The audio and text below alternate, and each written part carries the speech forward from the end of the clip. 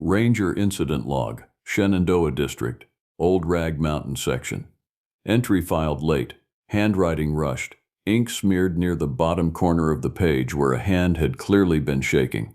Item recovered at coordinates near the Ridge Trail Boulder Scramble, elevation just under 3,000 feet. 1 hiking boot, left foot, size 10, laces still tied in a double knot, exactly the way a person ties a boot when they plan on wearing it for the rest of the day. No sign of the right boot, no sign of the person who wore it, no blood, no struggle marked into the dirt, just a boot, sitting upright between 2 slabs of granite, as if it had been placed there rather than lost there. I am the one who filed that report, and I am the one who has to tell you what came after it. Old Rag draws close to 100,000 visitors a year, most of them chasing the same photograph.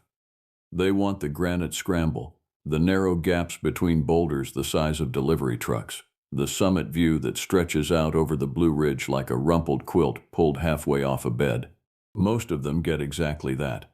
A good knee ache, a full memory card, a story about the friend who got stuck in the crevice everyone calls Fat Man Squeeze. That is the mountain most people know, and it is a fine mountain to know. I patrol the mountain most people never see. The one that starts about 40 minutes after the last car pulls out of the lower lot, when the light goes long and orange through the oaks and the boulder field stops looking like a jungle gym and starts looking like a jaw with the lips peeled back. The missing hiker was named Casey Renner, 26 years old. Solo day hike, permit checked in at the ranger station that morning with a route plan that put a summit and return well inside daylight hours.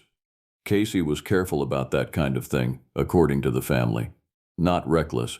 Not the type to wander off trail chasing a better angle for a photograph. At 6:15 that evening, a group descending the switchbacks reported a pack sitting untouched at a boulder junction below the false summit, water bottle still nearly full, a granola bar still sealed in its wrapper resting on top like it had been set down mid-bite. The phone was at 4% battery with no signal, and the last photograph on the camera roll showed nothing but a stretch of tree line, taken at an odd upward angle, the kind of shot you take when something above you has caught your attention and you are lifting the camera without thinking about the frame. We searched until the light gave out completely and picked the search back up before sunrise, headlamps bobbing through the boulder maze like a string of dim lanterns. That is when I found the boot, wedged between 2 rocks with enough force behind it that the leather had torn partway along the seam. I crouched there a long while before I touched it, looking at the ground around it, waiting for my brain to hand me a normal explanation. It did not. There was no blood, no drag marks the way a body leaves drag marks. Just 3 long gouges cut into the bark of a nearby chestnut oak, high enough on the trunk that I had to reach up on my toes and stretch my fingers to touch the lowest one. Bears do not climb a trunk straight up and swipe sideways like that. Not at that height, not with that spacing between the claws. I have pulled bear claw marks out of trees for 11 seasons on this mountain, logged them, photographed them, learned the particular signature each animal leaves behind without meaning to. This was not that.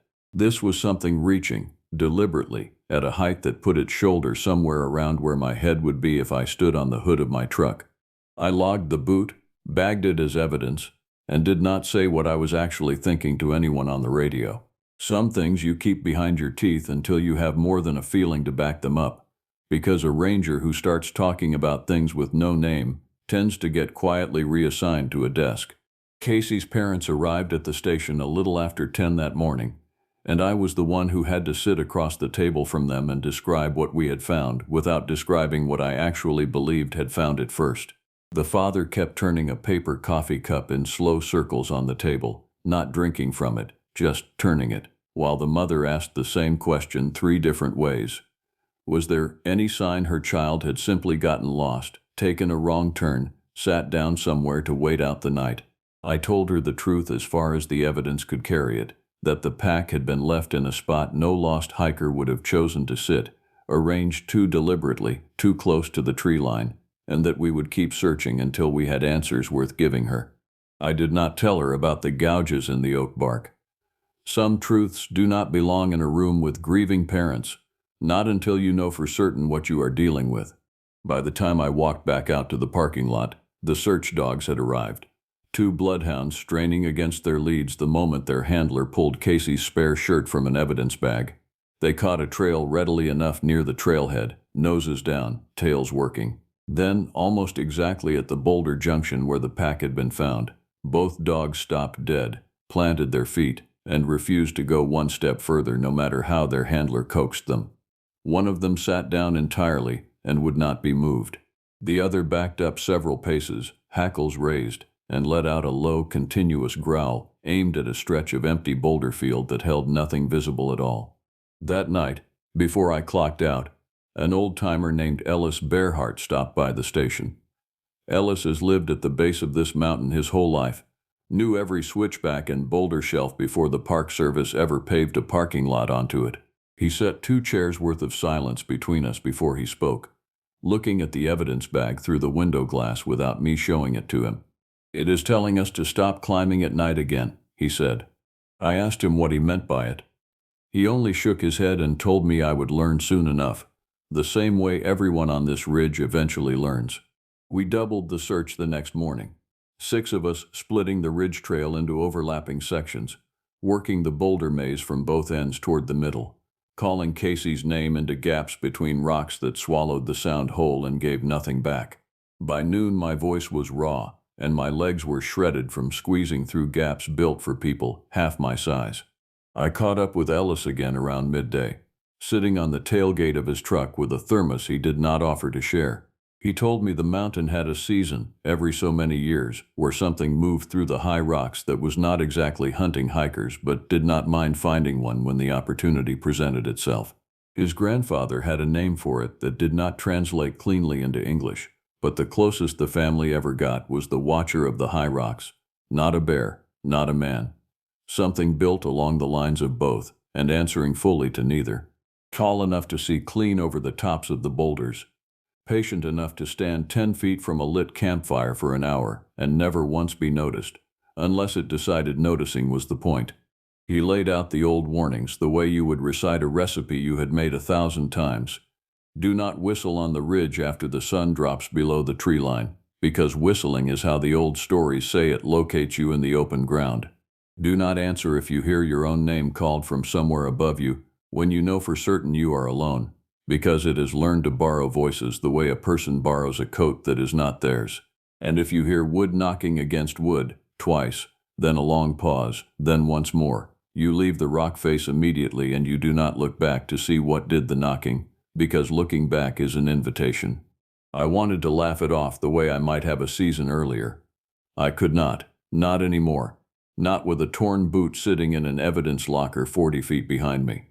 If you are still walking this trail with me, I am guessing you have not hit that like button yet, and I would take it as a personal favor if you did right now, along with dropping a comment telling me which mountain range you would want one of these reports set on next, because it is your comments that keep me pulling these files back out, instead of leaving them buried in a drawer where the department would prefer they stayed. By late afternoon, Grady Holt, the senior ranger running our search grid, radioed that he had found something odd at the base of a rock chimney near the false summit.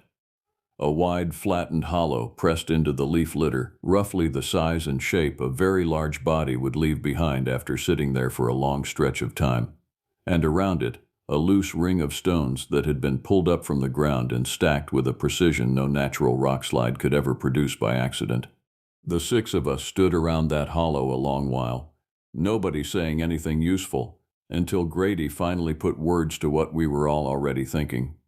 Something had been sitting right here, he said, quietly watching the trail below, for who knew how many hours or how many days. I asked Ellis later that afternoon why a creature that had apparently gone unnoticed on this mountain for generations would suddenly start taking hikers now, in a season no different from any other. He considered the question longer than I expected before answering. He said it was not sudden at all, that the old families who used to farm the hollows at the base of the mountain had always known to leave certain offerings at the tree line before the first frost. Small things, tobacco, cornmeal, nothing that cost a family much. Somewhere across the last few generations, as the land changed hands and the old families moved on or passed away, the offerings had simply stopped, and nobody left to remember why they mattered in the first place. He said a mountain does not forget an old arrangement just because the people living on it did. I did not know what to do with that information as a ranger. There is no line item in a federal budget for cornmeal left at a tree line. But I thought about it that night longer than I wanted to admit, turning it over the same way Casey's father had turned that coffee cup, looking for an edge to hold on to.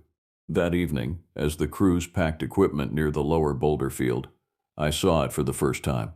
Just a shape at first, upright, moving between two granite slabs with a fluid, unhurried gait that did not belong to anything I had ever tracked on two legs. 6.5 feet at the very shortest guess, shoulders wide enough to nearly fill the gap between the rocks it stepped through. Covered head to shoulder in hair the color of wet bark after rain. It paused mid-stride. It turned its head, slow and deliberate, and looked directly into the beams of our lights without flinching from them the way any animal should. Then it simply turned away, unbothered, and stepped into the tree line as if it had somewhere better to be that evening. Nobody on my crew slept that night, and I do not think any of us bothered pretending otherwise the next morning. A second hiker went missing 2 days later. Marcus Webb, 34 years old, had ignored the trail closure signs we posted after Casey's disappearance, determined to bag the summit before an incoming weather system closed the window for the season. His girlfriend called it in when he stopped answering texts by early evening, her messages going from casual to frantic across the span of 2 hours on the call log we pulled. I went up alone that time, against every rule in the protocol, because the official search teams were still 40 minutes out, and the light was already dying fast behind the ridgeline. I told myself I was only going to check the lower junctions, nothing more, just enough to buy the search teams a head start. I made it almost to the base of the boulder scramble before I heard my own name called out from somewhere above the tree line. It was my voice. Not a rough approximation of my voice, not close. Exactly my voice, pulled whole from some source it should never have had access to, calling out with the precise cadence I use over the radio when I need backup fast. I did not answer. Ellis had told me not to, and for the first time in my career I chose to trust an old man's warning over 11 seasons of training. What came next was the sound he had described down to the exact rhythm. Wood against wood, twice, a long silence stretched thin enough to hear my own pulse in my ears. Then once more, echoing off the granite from a direction I could not pin down no matter how I turned. I moved toward the chimney rocks anyway, flashlight raised, because somewhere in that maze was a man who might still be breathing, and that mattered more to me in the moment than any story told over cold coffee. I found Marcus's headlamp first, still lit, wedged into a crevice too narrow for a human hand to have placed it there with any care. Then I found the trail of broken saplings leading off the marked path, snapped clean at heights no deer, no bear, nothing I could name would ever bother reaching for. I followed that trail further than any sensible person should have. Twice more on that climb I heard my name called, each time from a slightly different direction, each time in a voice that was not quite mine anymore, but close enough to make my hand hesitate over the radio. The second time, it was layered underneath with something else, a low guttural undertone running beneath the words like a second voice speaking through the first. And that was the moment I understood Ellis had not been exaggerating a single detail of what his grandfather passed down to him. This was not mimicry the way a parrot mimics a sound it does not understand. This was something choosing its words with intention, testing which ones might make me stop walking. I did not stop walking. I kept my light low, my breathing even, and I counted my own steps under my breath because counting gave my mind something to hold on to besides fear. The boulder field narrows near the summit approach into a series of stone corridors, barely wide enough to turn around in without scraping both shoulders. And it was in one of those corridors that I finally saw it up close enough to count the individual strands of hair matted across its chest. It did not charge me. It did not need to. It simply stood at the far end of the passage, filling the gap completely from wall to wall, and made a low sound deep in its chest that I felt travel up through the granite and into the soles of my boots before I ever registered it in my ears. I backed out of that corridor, slower than I have ever moved in my life, one boot placed carefully behind the other, my light shaking across a face that was not quite animal and not quite anything I had a name to put to. Deep-set eyes caught the beam and held it there, unblinking, patient in a way that told me plainly it had all the time in the world, and I had none at all left to spend.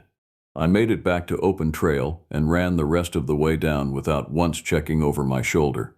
Marcus Webb was found 3 days later, alive, 4 ridgelines away from where he had started, disoriented and badly dehydrated, with no clear memory of how he had covered that much distance across broken terrain in a single night. He kept repeating the same detail to every person who sat him down for an interview. Something large had walked beside him through the gloom for hours, close enough to touch at times, never once harming him, only guiding him along a path he could not have found on his own, until it stopped at a ridge overlooking a fire road, and simply was not there anymore when he finally turned to try to thank it. Casey Renner was never found. Not a boot, not a pack, not a single trace beyond the one we recovered on that first night. We closed the Upper Ridge Trail for 6 weeks after that, officially citing erosion control on the incident paperwork, because there is no form anywhere in the Park Service system for what actually happened up there, and nobody in the regional office wanted to be the one to invent it. Ellis Bearhart did not seem surprised by any of it when I told him.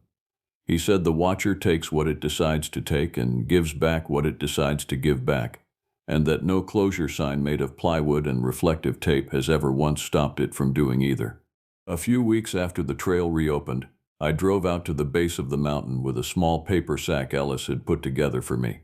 Tobacco, cornmeal, nothing that cost the department a line item because I bought it myself. I felt foolish walking it out to the tree line at the edge of the lower lot at dusk, setting it down at the base of an old chestnut oak the way Ellis had shown me, and I felt more foolish standing there afterward waiting for something to happen that I could not have named even if it had. Nothing happened. No shape moved between the trunks. No sound answered me. But the following season, for the first time in longer than anyone at the station could remember, not a single hiker went missing on that mountain. I do not know if the two things are connected. I have stopped needing them to be provably connected in order to keep leaving the sack out every autumn, before the first frost. I still patrol Old Rag every season. I know every gap in that boulder field now, every corridor wide enough to hide something the size of a doorway standing sideways in the shadow of the granite. Most nights it really is only wind moving through rock, only the ordinary hush of a mountain settling into itself before dawn breaks over the ridgeline. But some nights, right around the hour the last stragglers finally make it down toward the lower lot, I hear 2 knocks of wood against wood, a pause held exactly as long as a caught breath, and then one more. I never look back to see what answers it. If this story kept you up on the ridge with me tonight, that subscribe button is sitting right there waiting for you, and it costs you nothing more than a click, so I would consider it a real personal favor if you left it a little less lonely before you go. Drop a comment and tell me whether you would still hike Old Rag knowing everything I just told you, because I read every single one of them before the next report ever makes it out of the file cabinet. Stay off the ridge after dark.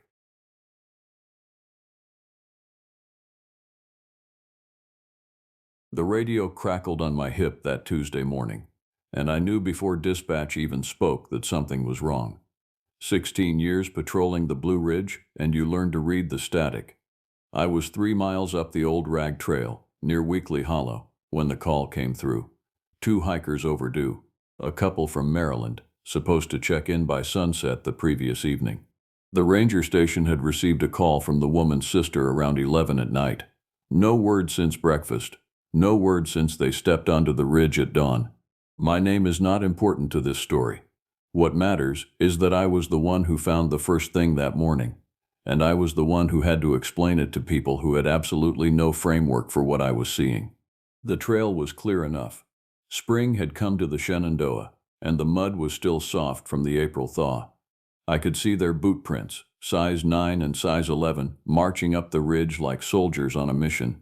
New hiking boots, fresh tread. They had come prepared, or thought they had. What they were not prepared for was what lived on the higher reaches of Old Rag. I followed the prints for 2 hours. The ridge narrowed as I climbed, the trees thinning to scattered oak and hickory, the understory opening into a cathedral of gray stone. The views were magnificent from up there. On a clear day, you could see 3 ridges over, all the way to the Massanutten Range. But this was not a day for appreciating views. The footprints ended at a rocky outcrop called the Saddle. This was not where hikers were supposed to stop. The established route curved left, following the ridgeline toward the summit cone. But these two had gone straight ahead, onto a scramble of boulders that led upward into a narrow gap between two massive rock formations. I knew this area. Every ranger knows the places where people should not go. This gap, which we called the throat locally, was one of them. Unstable footing, blind turns, rockfall hazard signs posted, but hikers miss signs. Hikers ignore signs. Hikers die from ignoring signs. I called it into dispatch. Then I started into the throat. The rocks were cold and damp. Lichen covered the upper surfaces, making everything slick. I moved carefully, my boots finding purchase on the lower edges, my hands braced on either side of the gap. The walls rose on both sides of me, granite and feldspar and biotite, stacked like teeth. The light coming through the gap above was pale and thin. That was when I smelled it. The smell came first, rolled down through the throat like something tangible, not quite animal, not quite human. A musk that contained both decay and living flesh, a suggestion of pine sap and wet fur and something mineral underneath, like fresh-turned earth after a storm. My eyes watered from it. My breath caught. I had never smelled anything like it in my 16 years on the mountain. I drew my service pistol.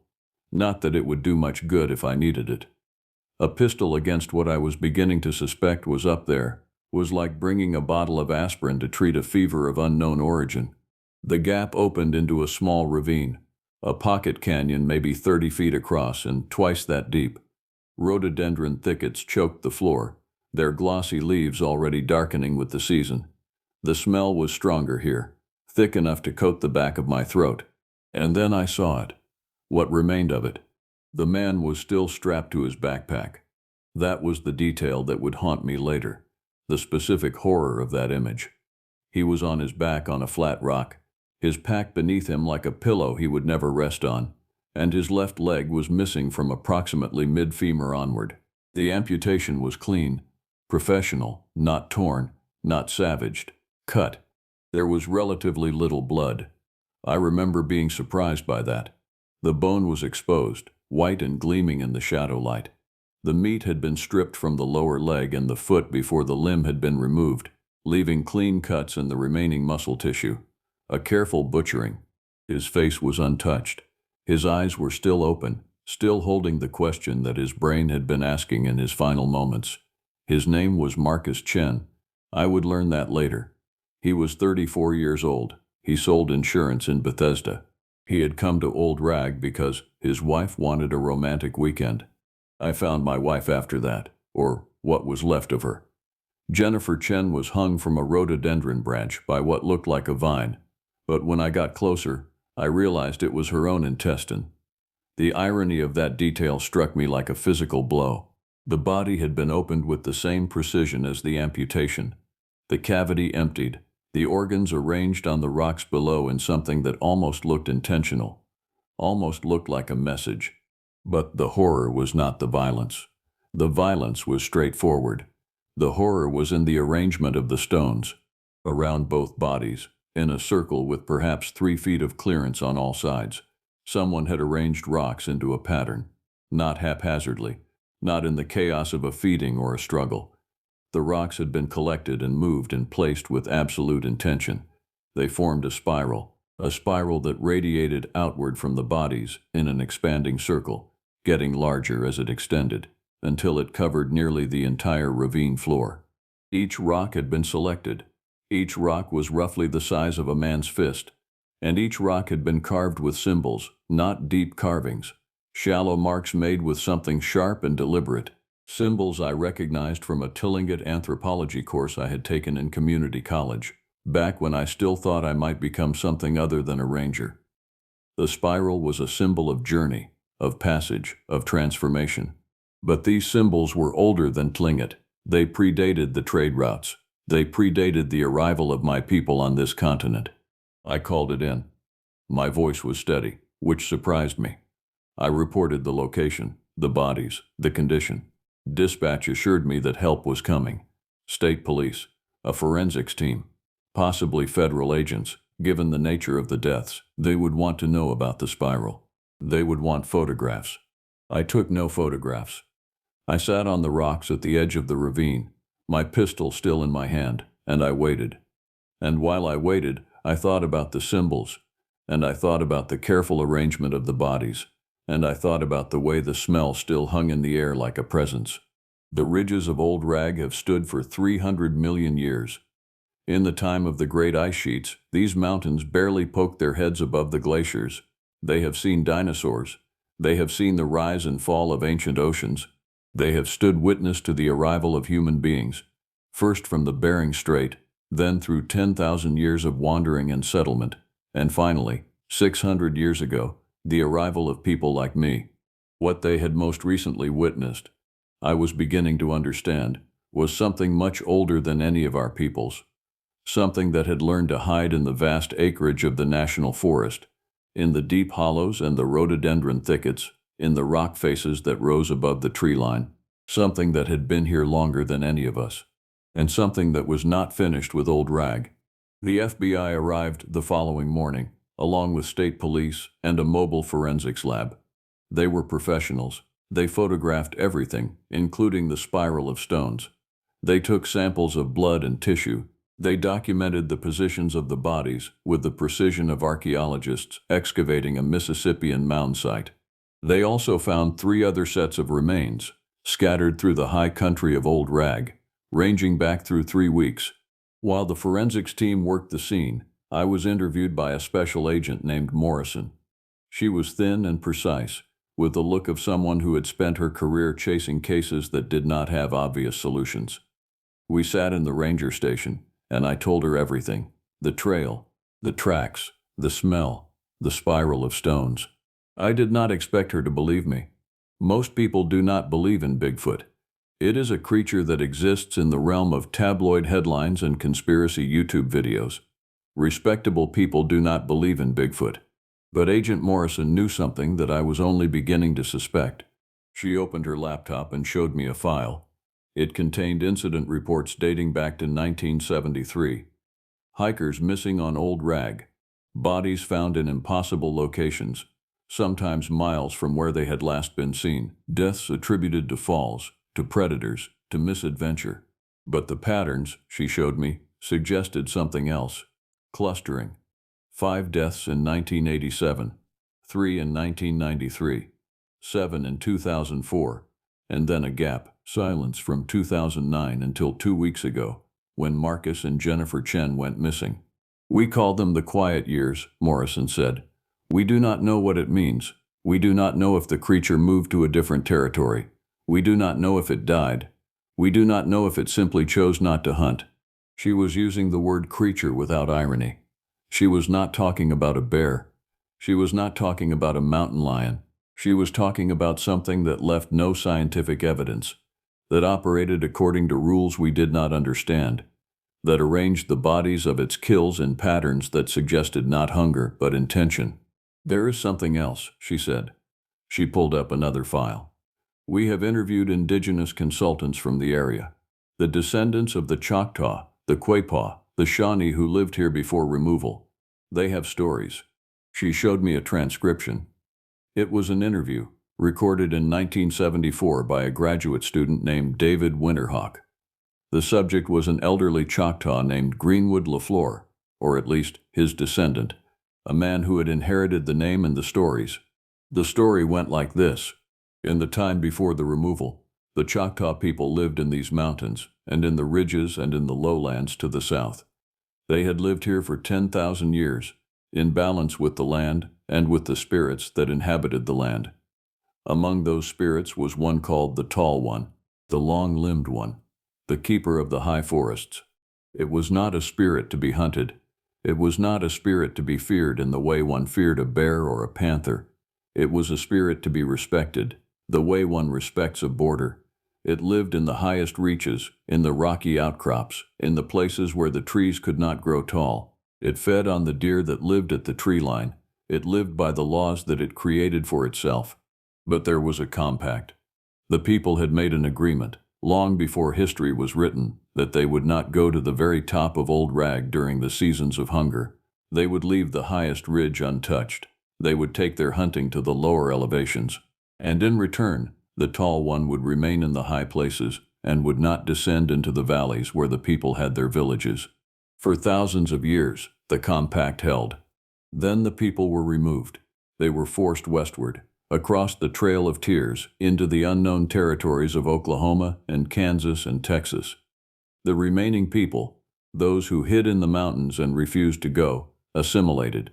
They became white, they became Appalachian, they became invisible. And without anyone to maintain it, the compact was broken. The recording was scratchy, the audio quality poor, but the voice of the elder was clear enough. The creature forgot its agreement, the voice said. It remembered only that it had once been bounded, and when the boundary dissolved, so did its restraint. It began to come down. It began to take what it wanted, and it did not stop. Agent Morrison paused the recording. "This man, the elder, died in 2001, she said. But before he died, he spoke to park rangers. Unofficial conversations. He told them that the deaths would return to Old Rag. He said they were inevitable. He said that the only way to stop them would be to restore the compact." "How?" I asked. He would not say. The rangers who interviewed him noted in their reports that he became very quiet when they pressed the question.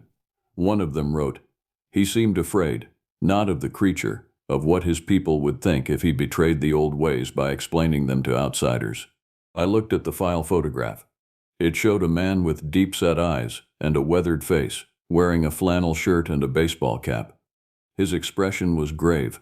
Behind him, through a window, you could see mountains. "There is a genealogy," Morrison said. She pulled up another document. The elder, Greenwood LaFleur, was descended from a Choctaw chief of the same name. The chief was alive during the removal. He led a band of people into the mountains rather than submit to relocation. Some of his descendants stayed. Some married into the local population, and some, like this man we interviewed, maintained knowledge of the old practices. "Are there others?" I asked. "Other descendants who might know the old ways?" Morrison closed the laptop. "That is what you are going to help me find out." It took 3 days to identify the additional remains. The forensics team established a timeline. The oldest set of remains dated back 3 weeks. The most recent was the Chens. In between were 2 other victims, a solo hiker named Robert Ashford from Connecticut, a couple from West Virginia whose names I will not mention because their family requested privacy. All had been found in the high country. All showed signs of the same precise butchering. All had been surrounded by the spiral of stones and the symbols. Morrison brought in additional consultants, representatives from several indigenous nations with historical connections to the region. A Shawnee woman named Sarah Cloudwalker, a Quapaw man named James Youngblood, and a Choctaw elder named Peter Pitchlin, a direct descendant of the man we had interviewed decades earlier, and a great-great-great-grandson of the chief of the same name. They came to the ranger station on a gray Thursday afternoon. Morrison arranged for us to meet in the conference room, with maps of Old Rag spread across the long table. The maps showed the death sites. They formed a pattern, not random. The deaths were clustered in a specific area, on the northern face of the mountain, in a zone marked on the ranger maps as high hazard and closed to the public. Peter Pitchlin studied the maps for a long time without speaking. He was in his 70s, with silver hair pulled back in a long braid and eyes that seemed to look beyond what was in the room. Beside him, Sarah Cloudwalker made notes. James Youngblood stood by the window, looking out at the mountains in the distance. Finally, Peter spoke. "This is Mushalatubi Ridge," he said. His finger traced a line on the map, indicating the highest point in the death zone, or it was, before the European names came. "The ridge was named for the chief who led my people during the removal. He was a great warrior, a man who tried to find a way for the Choctaw to survive in a world that was no longer theirs." He looked at me. "Did your predecessors tell you the history of this place?" I shook my head. "The ridge was sacred to us, not in the way that churches are sacred to your people, sacred in the way that a boundary is sacred, a line that exists between the world that belongs to humans and the world that belongs to the spirits. Mushalati B led our people here during the removal, because he believed that this ridge held power, that the spirits that protected this place would protect us. What happened? Morrison asked. He was betrayed, Peter said quietly. Some of his own people made a deal with the American forces. They provided information on his location in exchange for clemency for their families. Mushalatubi was captured. He died in an American fort, in chains, and the people he had led were forced onward to the territories in the west. Sarah Cloudwalker spoke for the first time. But the compact was still in place, she said. For as long as the Choctaw people honored their obligation to the spirits honored theirs. The boundary held. The tall one remained in the high places. Until the people could no longer keep the compact, James Youngblood said, turning from the window. Because the people were gone, removed, displaced. How does one maintain a spiritual agreement when one is forced to abandon the land that the agreement is tied to? Morrison leaned forward. The elder told the rangers that restoring the compact was possible. Do you know what he meant? Do any of you know how to restore it? The three indigenous consultants exchanged glances. Peter Pitchland's face was troubled. What he meant, Peter said slowly, was that the removal was the breaking of the compact. The way to restore it would be to undo the removal, to have the Choctaw people return to these mountains, to have them resume their role as stewards of the boundary. That is impossible, Sarah said firmly. The Choctaw are in Oklahoma.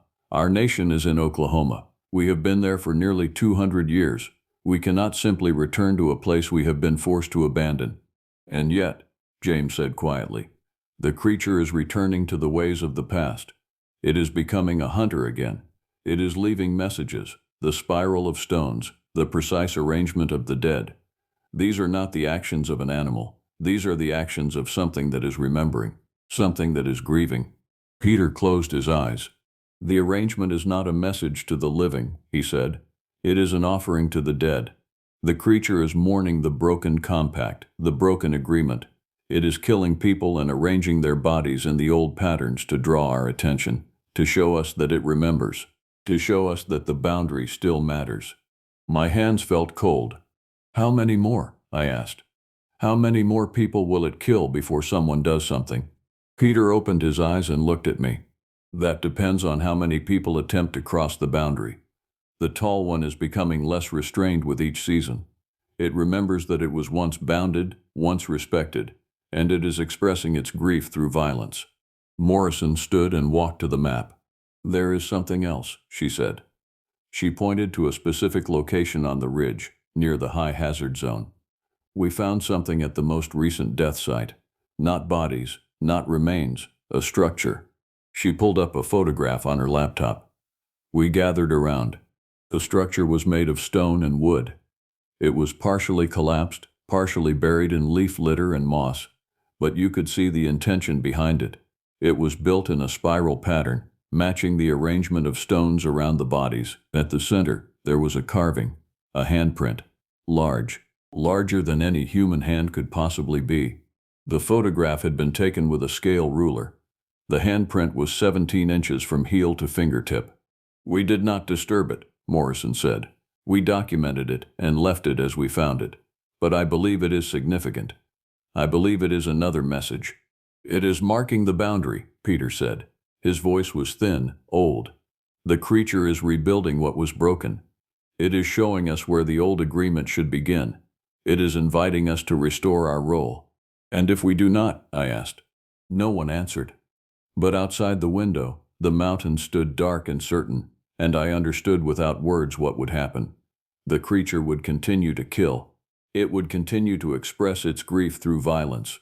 It would continue to press against the boundary that had held it for thousands of years, testing it, finding it weak, pressing harder, until either the boundary was restored or it broke entirely. The FBI closed Old Rag Mountain to the public for the first time in its history as a national park resource. The announcement made national news. Conspiracy theorists exploded across the internet with theories of government cover-ups and cryptid conspiracies.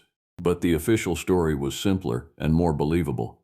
Unstable geological conditions, multiple fatalities, extensive investigation ongoing.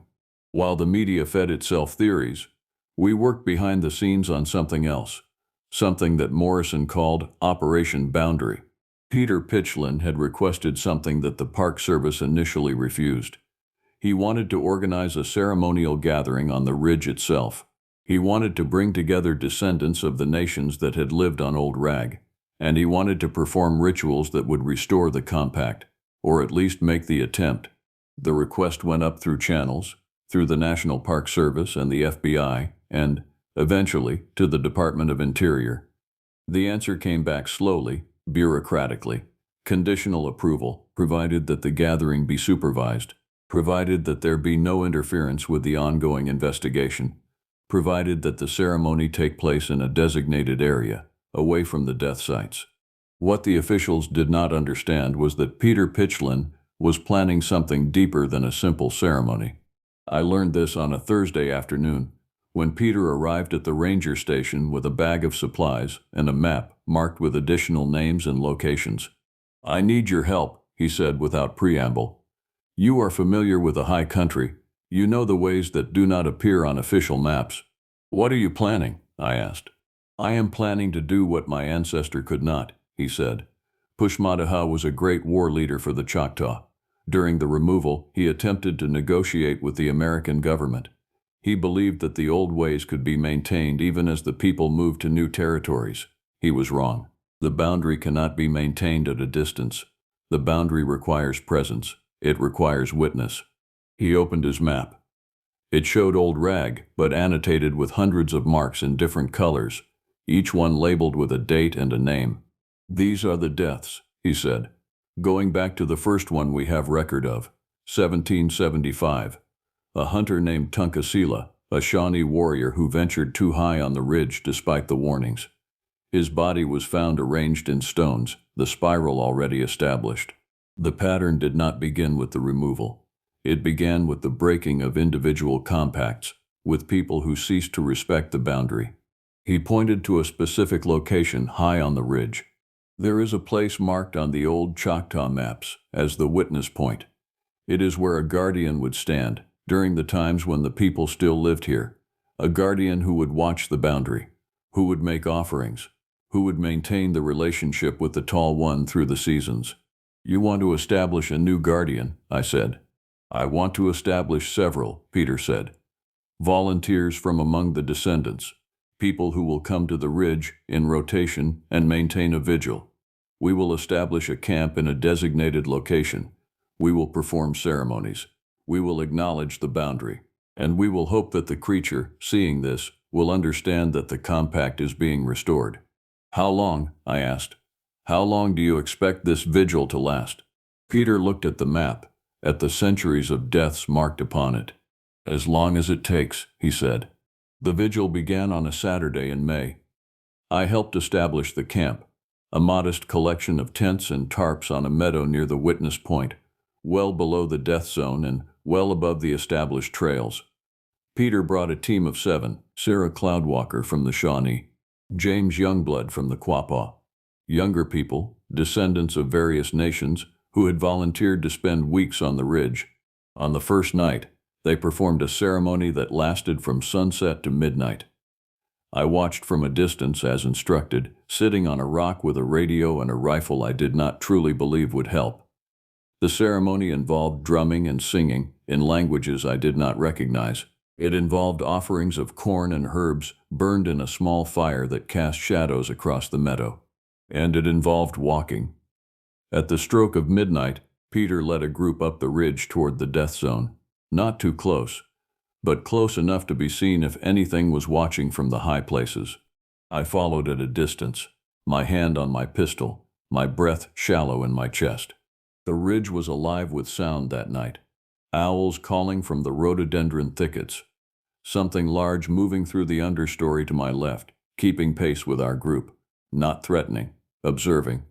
The smell came and went on the wind, that musk that was neither quite human nor quite animal. At a rocky outcrop about halfway up the slope, Peter stopped and began to speak. His voice was loud enough to carry, but not raised in anger or fear. It was the voice of someone making an announcement, or a declaration. He spoke in Choctaw. I understood perhaps one word in 10, though I had studied the language in preparation for this night. Words like water and mountain and spirit. Words like agreement and boundary and honor. When he finished, the night went very quiet. Even the owls stopped calling. Even the wind died away. It was the kind of silence that suggests that something very large and very aware is holding its breath. Then, from high on the ridge, something screamed. It was not the scream of an animal. It held too much variation, too much intentionality. It rose and fell and rose again, carrying notes that an animal could not produce. It was a scream of recognition, of grief, of something acknowledging, after decades of silence, that someone had remembered. Someone had come to the ridge and acknowledged the broken compact. The scream lasted for perhaps 10 seconds. Then it was gone, echoing away into the dark. Peter did not move. None of the group moved. They stood on the outcrop, facing the high ridge, their heads bowed as if in prayer. The boundary recognizes us, Peter said quietly. The tall one acknowledges our intent. The ceremony begins. For 2 weeks the vigil continued. Groups of descendants rotating through the camp, performing ceremonies, walking the boundary, making offerings. The deaths stopped immediately, as if a switch had been turned off. The creature did not kill again. It did not leave new bodies or new messages carved in stone. But it did leave signs. Fresh prints in the soil, 17 inches long, and leaving marks that suggested a gait that was almost but not quite human. Scratch marks on trees near the camp, too high up for any bear. The smell, that unmistakable musk, lingering around the perimeter. The creature was watching. The creature was assessing. The creature, I believed, was considering whether this new arrangement was acceptable. Agent Morrison documented everything. She brought additional consultants, specialists in animal behavior and indigenous protocols. The official story remained that the park was closed for geological investigation, but the truth was more complex. We were in negotiation with a thing that had no name in modern science, using a language that existed at the intersection of culture and something far older. Then, on the 15th day, something changed. Peter came to the ranger station in the early morning, his face drawn. He had received a message, he said, not in words, in signs. The creature wanted to meet, not the full group, one person, one representative of the renewed compact. It is asking for a sacrifice, Peter said quietly, not in the old sense, not a death, a sacrifice of presence, of attention, of willingness to stand at the boundary and bear witness to what the creature has endured. No, Morrison said flatly. We are not putting anyone at risk for a ceremony that may or may not have any efficacy. With respect, Peter said, you are not the one who makes this decision. The compact is not with the United States government. The compact is between the people and the land and the spirits. The compact was broken by my ancestors and must be restored by their descendants. If the creature requires a witness to the restoration, then a witness must be provided. Who? I asked. Peter looked at me.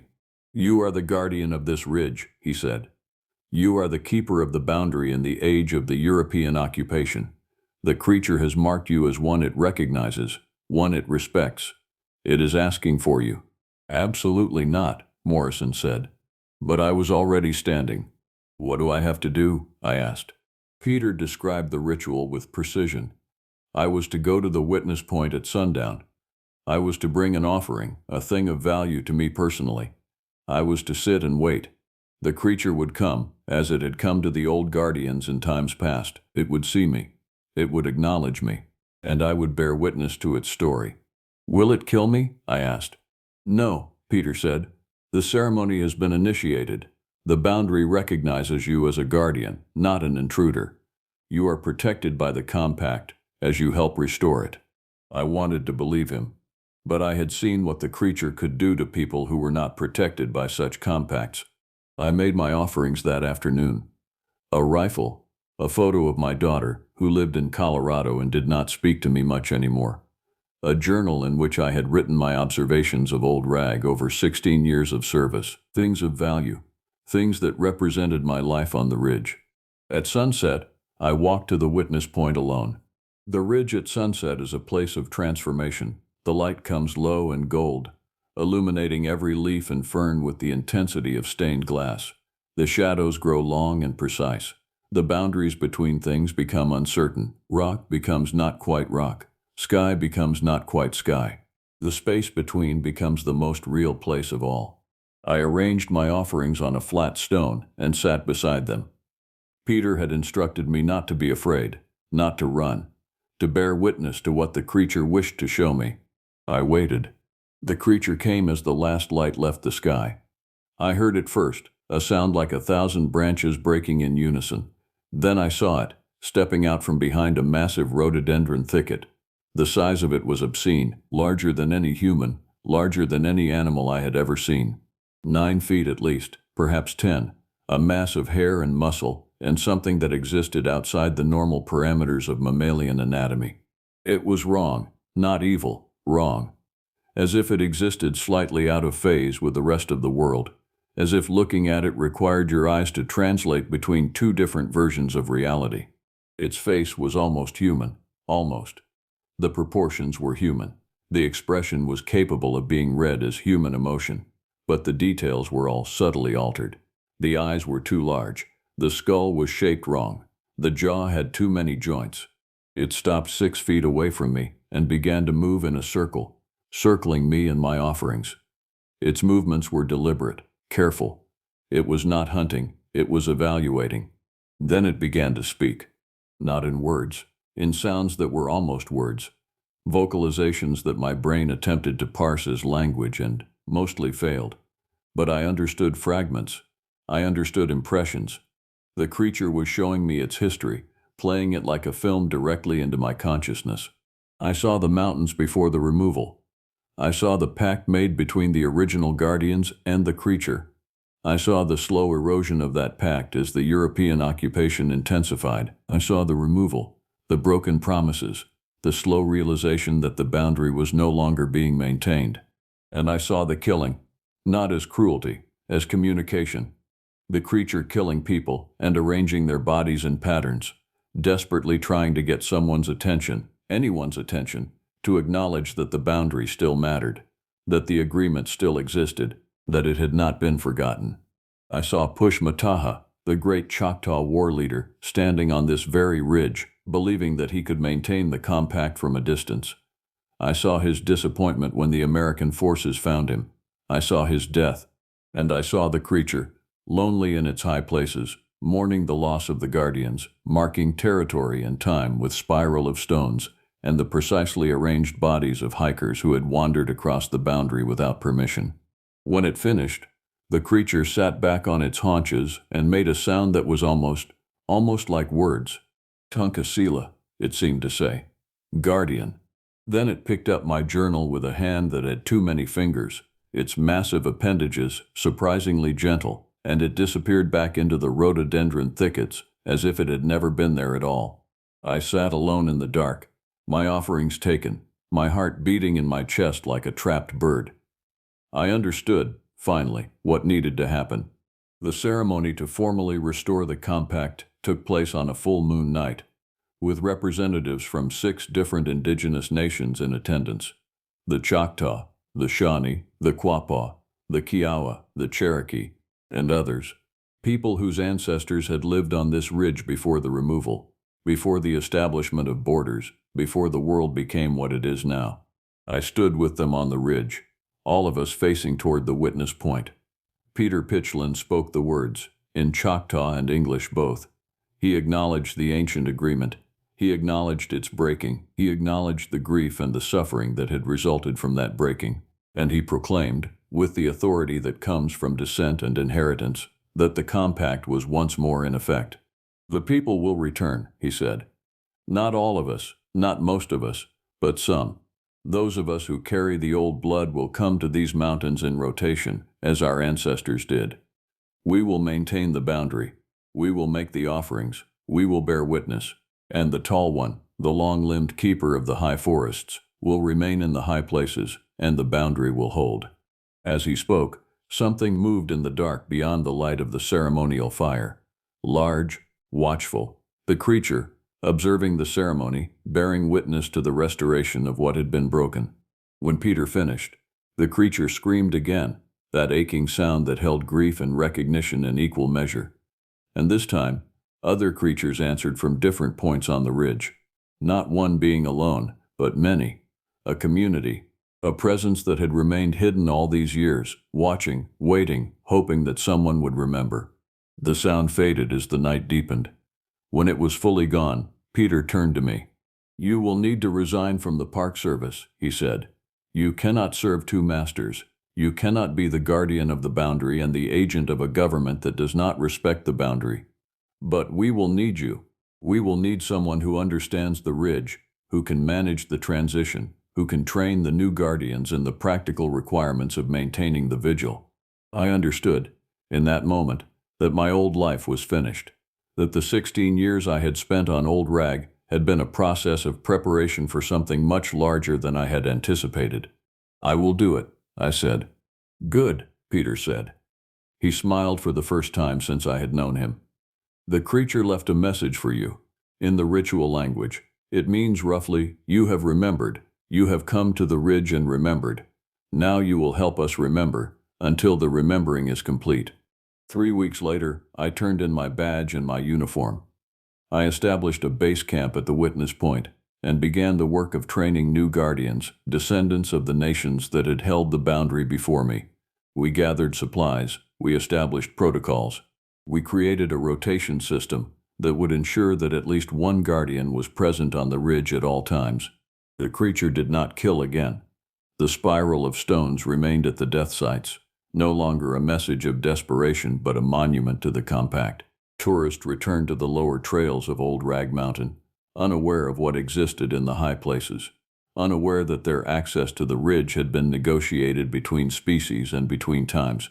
But I am aware. Every day that I stand vigil on this mountain, I am aware. Every sunset, the smell comes on the wind. The creature, watching, assessing, remembering. And in the darkness, I place offerings of corn and herbs on the stones. I speak words in Choctaw, words that Peter taught me, acknowledging the boundary, thanking the Tall One for its patience, its restraint, its willingness to negotiate a new compact with people who had nearly forgotten the old ways. Because this is the thing that no one understands when they come to the mountains seeking adventure, seeking photographs, seeking proof of something that does not officially exist. The creatures do not hide because they are afraid of us. They hide because they respect the boundary. They hide because they remember the old agreements. They hide because they understand something about coexistence that we have forgotten, something that requires both wilderness and witness, both presence and absence, both safety and the acknowledgement of the sacred. The mountains are not empty. The mountains are not a playground.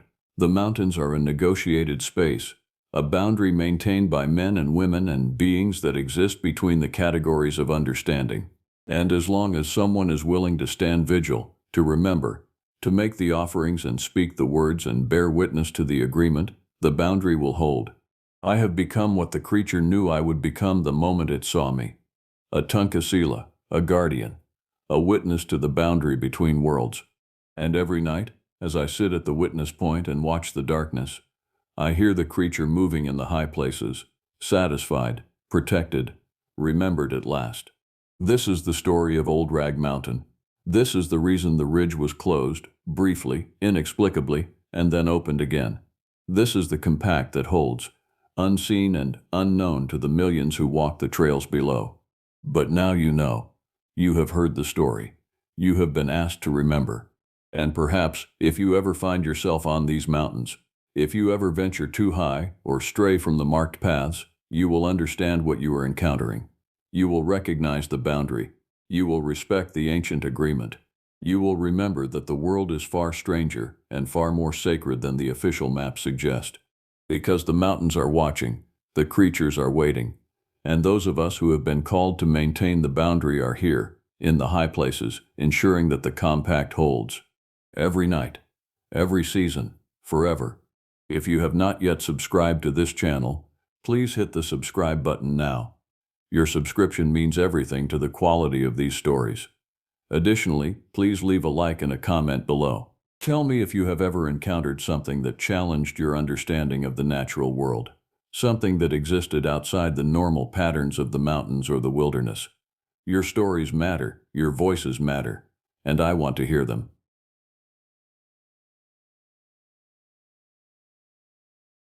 The boot was 30 feet up a chestnut oak, wedged into a fork of branches like something had placed it there on purpose. No blood on the leather, no tear marks from an animal. Just a single hiking boot, size 10, laces still tied in a neat double knot, sitting in a tree no person could climb without gear we never found at the scene. I stood at the base of that tree for a long while before I called it in.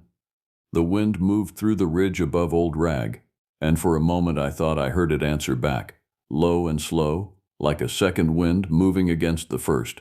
That was my third week on this section of the mountain. I had transferred in from a smaller unit 2 counties over, the kind of posting where the worst thing you deal with is a dehydrated day hiker or a black bear rummaging through an unlocked cooler. Old Rag was supposed to be routine. Beautiful, brutal on the knees, but routine. A granite scramble that pulled in thousands of visitors every season, all of them chasing the same photograph from the summit.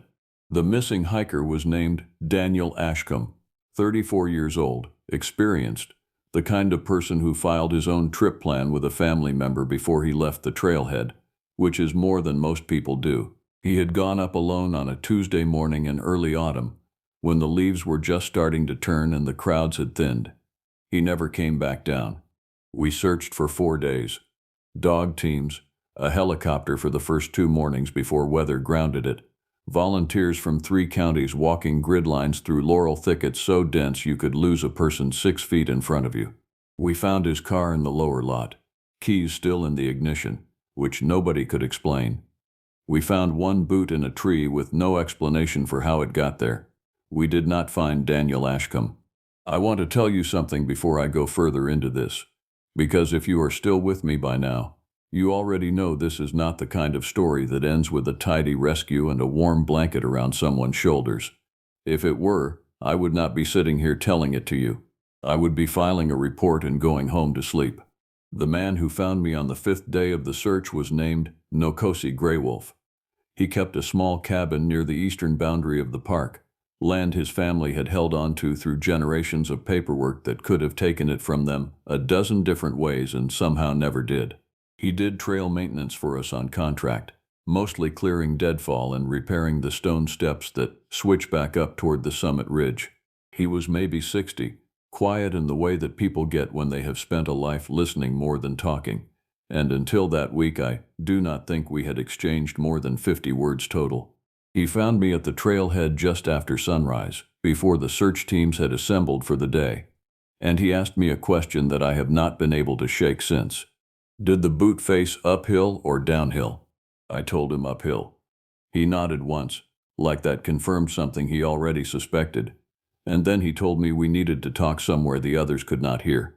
We sat on the tailgate of my truck, while the sky went from gray to pale gold behind the ridge, and he told me something his grandmother used to say about this mountain, something she had been told by her own grandmother before her, passed down the way the important things get passed down, mouth to ear, never written where it could be lost or twisted. She called it the one who wears the woods, not a bear, not a cat. Something that moved through the deep hollows on legs built for grades no deer could climb. Something tall enough to look into a second-story window if it wanted to, though it almost never wanted to be seen at all. Something that had lived in these mountains long before there were trails or lot numbers or a fence line marking where the park began. I asked him the obvious question, the one you are probably asking right now. I asked him why a boot would end up 30 feet in a tree. He looked at me for a long moment before he answered. He said the ones who wear the woods do not attack the way a predator attacks. They study first. They take something small, a shoe, a hat, a glove, and they leave it somewhere it should not be able to reach, just to see who notices, and how quickly, and how carefully. He said it was a kind of test. I did not believe him, not fully, not that morning, sitting in the gold light with coffee going cold in my hand and 4 missing person posters already printed and waiting to go up at the trailhead kiosk. I had trained for wildlife management and search protocol and wilderness first response. I had not trained for anything that required believing a story about tests and watchers in the trees. Still, something about the way he told it stayed with me longer than I expected. He did not speak like a person trying to frighten me, and he did not speak like a person repeating a campfire tale for effect. He spoke the way you talk about a relative who has passed, careful with the details, protective of them, as though getting a piece wrong would be its own kind of disrespect. I had spent enough years around search and rescue veterans to know the difference between someone performing certainty and someone simply carrying it. Nkosi carried it. I asked him if his grandmother had ever seen the thing herself, and he told me she had, once as a young girl, standing at the edge of a hollow much like the one where we had found the boots owner missing. She never described what she saw in physical terms, not even to her own children. She only ever said that afterward, for the rest of her life, she refused to hike alone past a certain bend in the trail, and she made every child and grandchild in the family promise the same thing before they were old enough to understand why. That promise, Nkosi told me, was the only inheritance that mattered to him from that whole side of the family. Not land, not money, not a name carried on a plaque somewhere. A rule about which bend in a trail you do not walk past without another living person beside you. By the end of that first week, 4 search teams had covered nearly the entire eastern face of the mountain twice over, and we had recovered nothing further beyond that single boot in the chestnut oak. Daniel Ashcombe's family held a small gathering at the trailhead on the 6th day, laying flowers at the base of the tree, and I remember standing at the edge of that gathering in my uniform, feeling for the first time in my career that I had absolutely nothing honest to offer a grieving family beyond a promise to keep looking. I kept that promise longer than any of them will ever know. But before I tell you what happened over the next several weeks up on that ridge, I want to ask you something. Since we are already deep into this together, if you have not yet pressed that like button or left a comment telling me where you are listening from tonight, take a moment and do that now, because knowing you are out there matters more than you might think, especially for a story like this one. Now, let me tell you about the second disappearance, and about the sound Nkosi Grey Wolf told me never, under any circumstance, to answer. The second disappearance happened 11 days after Daniel Ashcombe vanished from the upper ridge, and this time there were 2 of them. Marisol Vance and her younger brother Tomas had come up from a town 3 hours south for a weekend trip, the kind of hike siblings do together every autumn as a standing tradition. Marisol was the planner of the pair. She had printed a map, marked their intended route in yellow highlighter, and left a copy with a neighbor back home in case anything went wrong. Tomas carried most of the gear and complained about it the whole way up, according to a young couple who passed them near the saddle and later gave a statement. That was the last confirmed sighting of either of them. 2 hikers on a well-marked trail, in broad daylight, on a weekend with dozens of other people moving up and down the same rock scramble. We started the search within 2 hours of the missed check-in call. This time I brought Nkosi along, not officially, since he had no search and rescue certification on file, but unofficially, because something about the way he moved through the terrain told me he understood this mountain in a way none of our maps did. We found Tomas's backpack 40 yards off trail, near the base of a rock outcrop that most hikers would never have reason to approach. Everything was still inside it.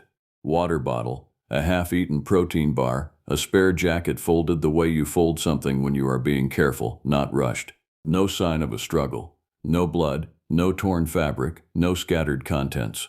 What we found next was worse, in a way that took me a long time to be able to say out loud.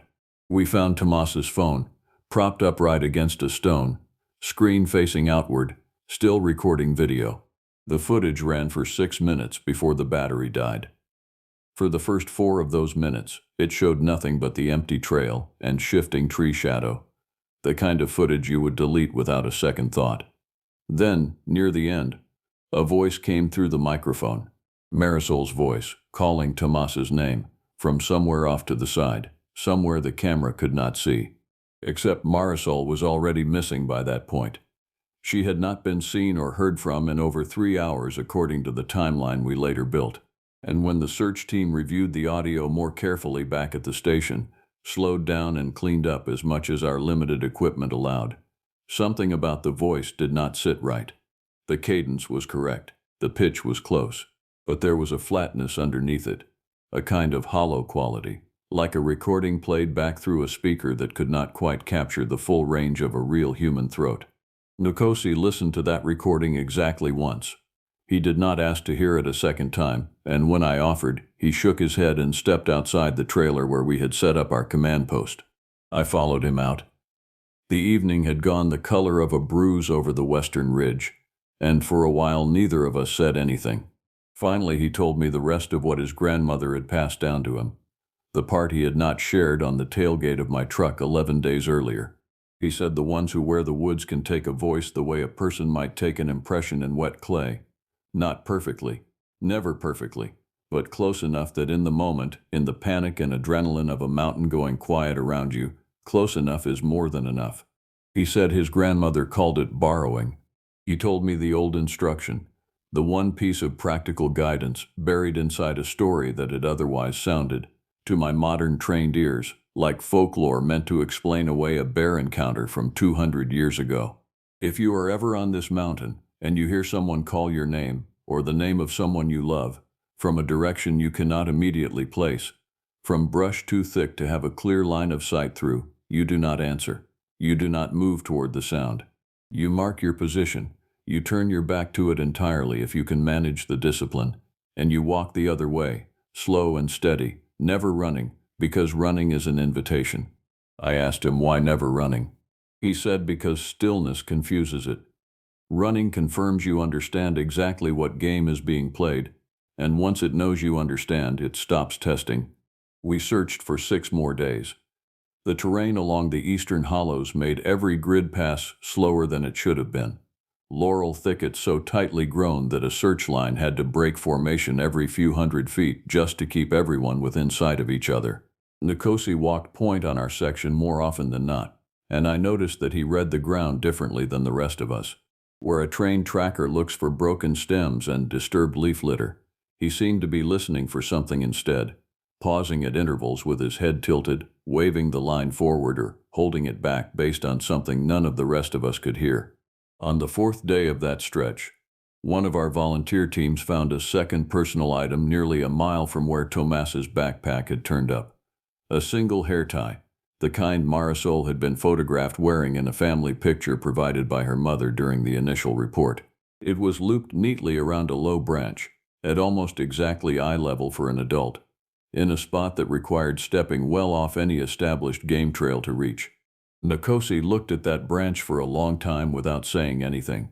When I finally asked him what he was thinking, he told me it matched something else his grandmother had described. A habit of leaving a small marker behind after a test had been completed, whether the test had gone in the person's favor or not. He would not tell me which outcome he believed this particular marker represented, and I did not press him, though the question sat heavy in my chest for the rest of that search. We found no further trace of Marisol Vance. We found Tomas 11 miles from the trailhead. 3 days later, disoriented but alive, dehydrated, with lacerations on both forearms that he could not explain and would not talk about in any detail beyond a single sentence he repeated to 3 separate people during his hospital intake. He said, it sounded just like her, but it was standing in the wrong place for a voice that size. I have turned that sentence over more times than I can count in the months since. It was standing in the wrong place for a voice that size. We never determined what he meant by that. He was released 2 weeks later into the care of extended family, and as far as I know, he has not returned to this part of the state since. I do not blame him. By the time the leaves had gone fully bare on the upper slopes, we had a name for what everyone on the search team quietly believed was happening, even though almost none of us would say it out loud during an official briefing. We called it the ridge problem, in the same clinical tone you might use for a rockslide risk or a beetle infestation, because giving it that kind of language let us keep functioning. It let us fill out incident reports and brief volunteer teams and stand in front of grieving families without our voices shaking. I set trail cameras at 6 locations along the eastern approach, the section of the mountain Nokosi identified as the densest concentration of unexplained activity going back, according to his family's account, more than a century. Most of what the cameras captured was exactly what you would expect. Deer, a bobcat once, moving low and fast through a frost-covered clearing at 4 in the morning. Hikers who had wandered off the marked trail, backpacks and trekking poles, and the occasional dog off-leash. One camera, mounted at the edge of a hollow we had started referring to as the low bowl, captured something else. The image is poor quality, nighttime infrared, grainy, triggered by motion at 2:47 in the morning. In the frame, at the very edge of the sensor's range, there is a shape moving between two hemlock trunks. It is upright. It is tall enough that its head crosses out of frame entirely at a distance where a standing adult man would still be fully visible from the shoulders up. Its gait is wrong in a way I still find difficult to describe accurately. Not clumsy. The opposite of clumsy. Too efficient. Too economical. Like something that has spent its whole existence learning exactly how much motion is required and refusing to spend a single ounce more. I showed the footage to exactly 3 people. My supervising ranger, who watched it twice, said nothing for a long moment, and then quietly told me to keep the camera running and to keep this particular file off the shared drive for now. Nkosi, who watched it once and nodded slowly, as if confirming something rather than discovering it, and a colleague named Priya Okonkwo-Haley, another ranger on our unit, who had transferred in around the same time I had, and who had, until that point, treated the whole ridge problem with the same skepticism I once carried myself.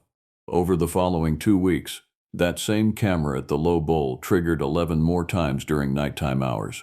9 of those events showed nothing conclusive, shifting shadow and branch movement consistent with wind, though the wind logs from our weather station showed calm conditions on at least 4 of those nights. A detail Priya was the one to catch when she cross-referenced the timestamps against station data, almost by accident, staying late one evening to finish an unrelated report.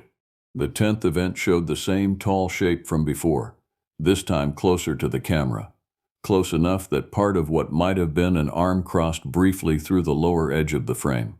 The limb, if that is what it was, appeared disproportionately long relative to the visible portion of the torso above it, and it moved with a slow, deliberate curl, almost as if testing the air rather than reaching for anything in particular. The 11th event captured no visual at all. The infrared sensor triggered, the camera began recording, and for 8 full seconds the frame remained empty, motionless, before the recording ended. When our technician pulled the audio track associated with that clip, faint but unmistakable, we heard 3 slow taps against what sounded like solid wood, evenly spaced, followed by silence. Nkosi told me, when I described that sound to him, that his grandmother had a word for it that did not translate cleanly into English, something closer in meaning to a knock at a door than to anything aggressive. He said it was, in his understanding, a kind of announcement, a way of saying it knew exactly where our equipment was, and had chosen, for reasons of its own, to let us know that it knew. Priya did not sleep well for the rest of that week. She told me so herself, standing at the trailhead kiosk on a gray morning with her coffee gone cold in her hand, the same way mine had gone cold on that first tailgate conversation with Nkosi weeks earlier. She said something to me that morning that I think about often. She said, "I keep thinking about how it knew exactly where the camera's edge was. I had not considered that angle myself until she said it, but once she did, I could not stop seeing it. The shape in the footage stayed just outside the point where the infrared sensor's clarity dropped off, close enough to register motion, far enough to remain unresolvable. Either an extraordinary coincidence, repeated across every trigger event that camera recorded over the following month, or something closer to an understanding of what a lens can and cannot capture. I want to pause the story here again, because I think it matters. If any part of this account has put a knot in your stomach the way it still puts one in mine every time I tell it, do something with that feeling. Leave a comment below, and tell me if you have ever heard your own name called from somewhere it should not have come from. You would be surprised how many people write in and say yes. By late that month, we had a 4th disappearance. A solo hiker named Curtis Boone, 61 years old, a retired lineman who had hiked Old Rag every autumn for 11 consecutive years, and knew the terrain, by his own account to friends, better than his own backyard. He went up on a clear Thursday morning. He did not come down. His car sat in the lower lot for 2 days before anyone thought to check it. We found no boot in a tree this time. We found no backpack, no phone, no evidence of any kind, along the entire length of his planned route. What we found, 3/4 of a mile off that route, in a hollow none of our maps marked with any name at all, was a ring of stones arranged with a deliberateness that made the hair on my arm stand up the moment I saw it. Not a fire ring. Nothing burned inside it. Just 11 stones, evenly spaced, forming a rough circle around a patch of disturbed earth roughly the size and shape of a sleeping adult. Nkosi would not walk into that hollow with me. He stood at its edge, jaw tight, and told me this was the part of the old story his grandmother had refused to describe in detail, no matter how many times he asked her as a boy. She had only ever said one thing about it. She called it a waiting place. We staged the first overnight watch 6 days after we found the stone ring. Once my supervising ranger had quietly cleared the necessary authorization, and once Priya and I had both agreed, without much discussion, that we were not willing to let a fifth person vanish off this mountain without at least trying to understand what we were dealing with. Nkosi came with us, though not into the hollow itself. He set up a small camp on a rise about 200 yards to the north, where he could observe the tree line without being inside what he still called the waiting place. Priya and I took positions closer in, roughly 80 yards apart, each with a radio, a thermal scope borrowed from a neighboring unit, and strict instructions between the three of us. No one moves toward a sound, no one answers a voice. If contact happens, we regroup at the rise. No exceptions, no matter what we think we are hearing. We had agreed beforehand on a strict check-in rhythm. A single radio click every 15 minutes from each position. Nothing more. No verbal chatter that might carry further than intended across the hollow. I remember watching the minute hand on my watch during that first stretch with an intensity I had never brought to a stakeout before, counting down the interval, listening for Priya's click and Nkosi's click in turn, each one landing like a small temporary relief. The cold settled in harder than the forecast had predicted. The kind of dry mountain cold that finds its way through every seam in a jacket no matter how well you have layered underneath. I kept my eyes moving across 3 fixed reference points in the tree line, the way I had trained myself to scan during long observation shifts, refusing to let my focus lock onto any single shadow for too long, since a fixed stare in low light will eventually convince a tired mind that anything is moving. Somewhere around midnight, I heard what I initially took for a large branch settling under its own weight, a slow groaning crack that seemed to originate from somewhere north of my position, closer to where Nkosi had made his camp. I nearly broke protocol to check on him before I caught myself, remembering his own insistence, spoken with unusual firmness before we split up that evening, that whatever any of us heard during the watch, we were not to move from our positions unless the agreed signal came through the radio first. The first 4 hours were uneventful in the particular way that makes a person's nerves worse rather than better. Wind through bare branches, an owl somewhere downslope, the occasional pop and settle of the cold working its way into the granite around us. Just after 1 in the morning, my radio clicked once, then twice. Priya's signal for movement, no verbal confirmation needed yet. I raised the thermal scope. At first there was nothing, just the cool blue wash of the hollow and the pale outlines of stone and stunted brush. Then, at the edge of the scope's range, a shape resolved out of the tree line. Upright, broad through the shoulders in a way that did not match any silhouette I had trained to recognize, whether bear, elk, or person. It moved along the northern edge of the hollow, unhurried, and then it stopped. It stopped facing Priya's position. My radio clicked a third time, faster than before, and then Priya's voice came through, low and controlled in a way that told me she was fighting to keep it that way. She said, "It is looking directly at me and I do not think it can actually see me." I asked her to confirm, and she said it again, more certain the second time. "It was tracking something," she said, orienting toward her general direction with a precision that unsettled her far more than if it had simply charged. But its head moved in small searching arcs, the way a person searches a dark room by ear rather than by sight. Then, from somewhere behind me, close enough that every hair on my body went rigid at once. I heard my own name called. Not shouted. Spoken. Almost conversationally, in a voice that carried the exact cadence and warmth of my mother, who lives 400 miles from that mountain and had no possible reason to be anywhere near it that night. I did not answer.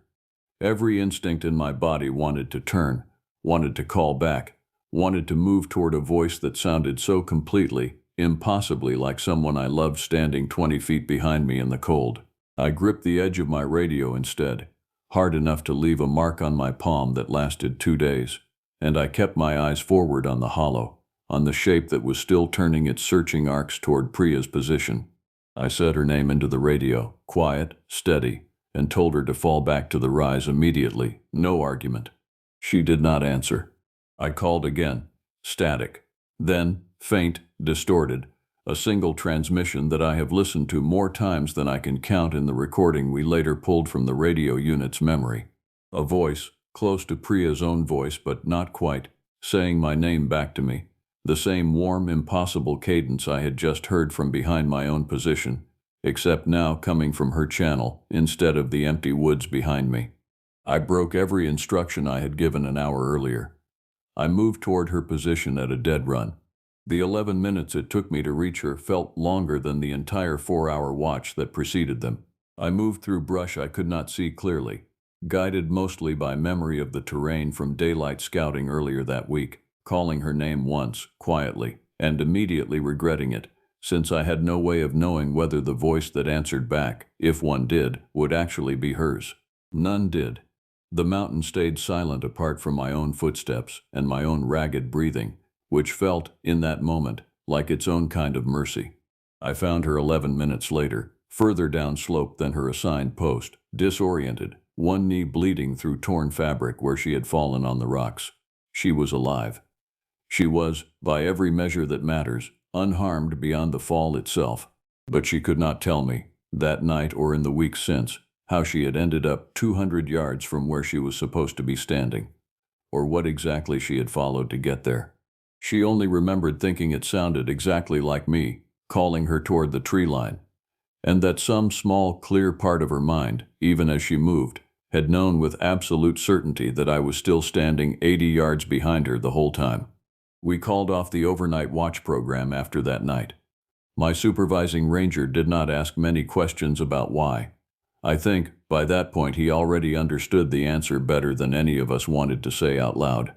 Nakasi found me 3 days after the overnight watch, sitting alone at the trailhead well past the hour I should have gone home, staring at a map I had marked with every known incident location going back to Daniel Ashcombe's boot in the chestnut oak.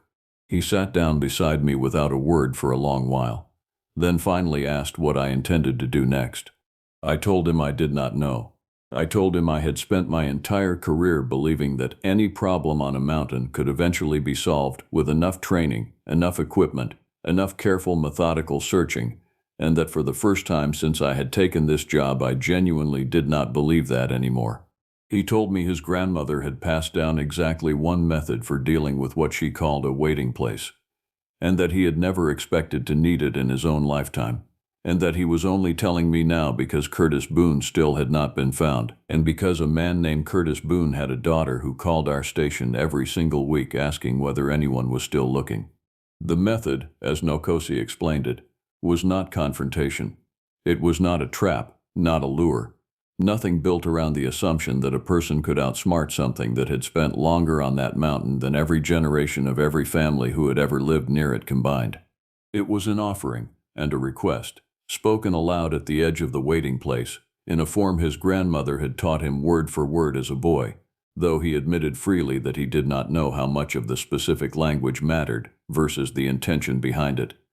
The offering itself was simple: tobacco, left at the stone ring, along with a clear verbal acknowledgement that we understood this was not our ground to claim, and a direct request, spoken respectfully, for whatever remained of Curtis Boone to be released, or at minimum, for his family to be shown where to grieve. I want to be honest with you about how I felt hearing this plan laid out on a cold morning at a trailhead picnic table. Every part of my formal training told me this was folklore, ritual, the kind of thing that belonged in an anthropology course rather than a wilderness incident response. But every part of what I had personally witnessed over the previous 6 weeks told me my formal training had already failed to explain a single thing that had actually happened on that mountain. The day before we went up, Nokosi spent the better part of an afternoon at his cabin, preparing what little we would carry with us, and he asked me to sit with him while he worked, rather than wait outside. I think, looking back, he wanted a witness to the preparation itself, not just the outcome. He was particular about every detail, the small cloth bundle, the specific way it needed to be folded, and he explained each choice to me as he made it, not because I needed to understand the mechanics, but because he wanted the intention behind it spoken aloud at least once before we carried it up the mountain. He also told me, that afternoon, that he was not fully certain this would work, and that his grandmother herself had only ever performed this particular offering twice in her own long life.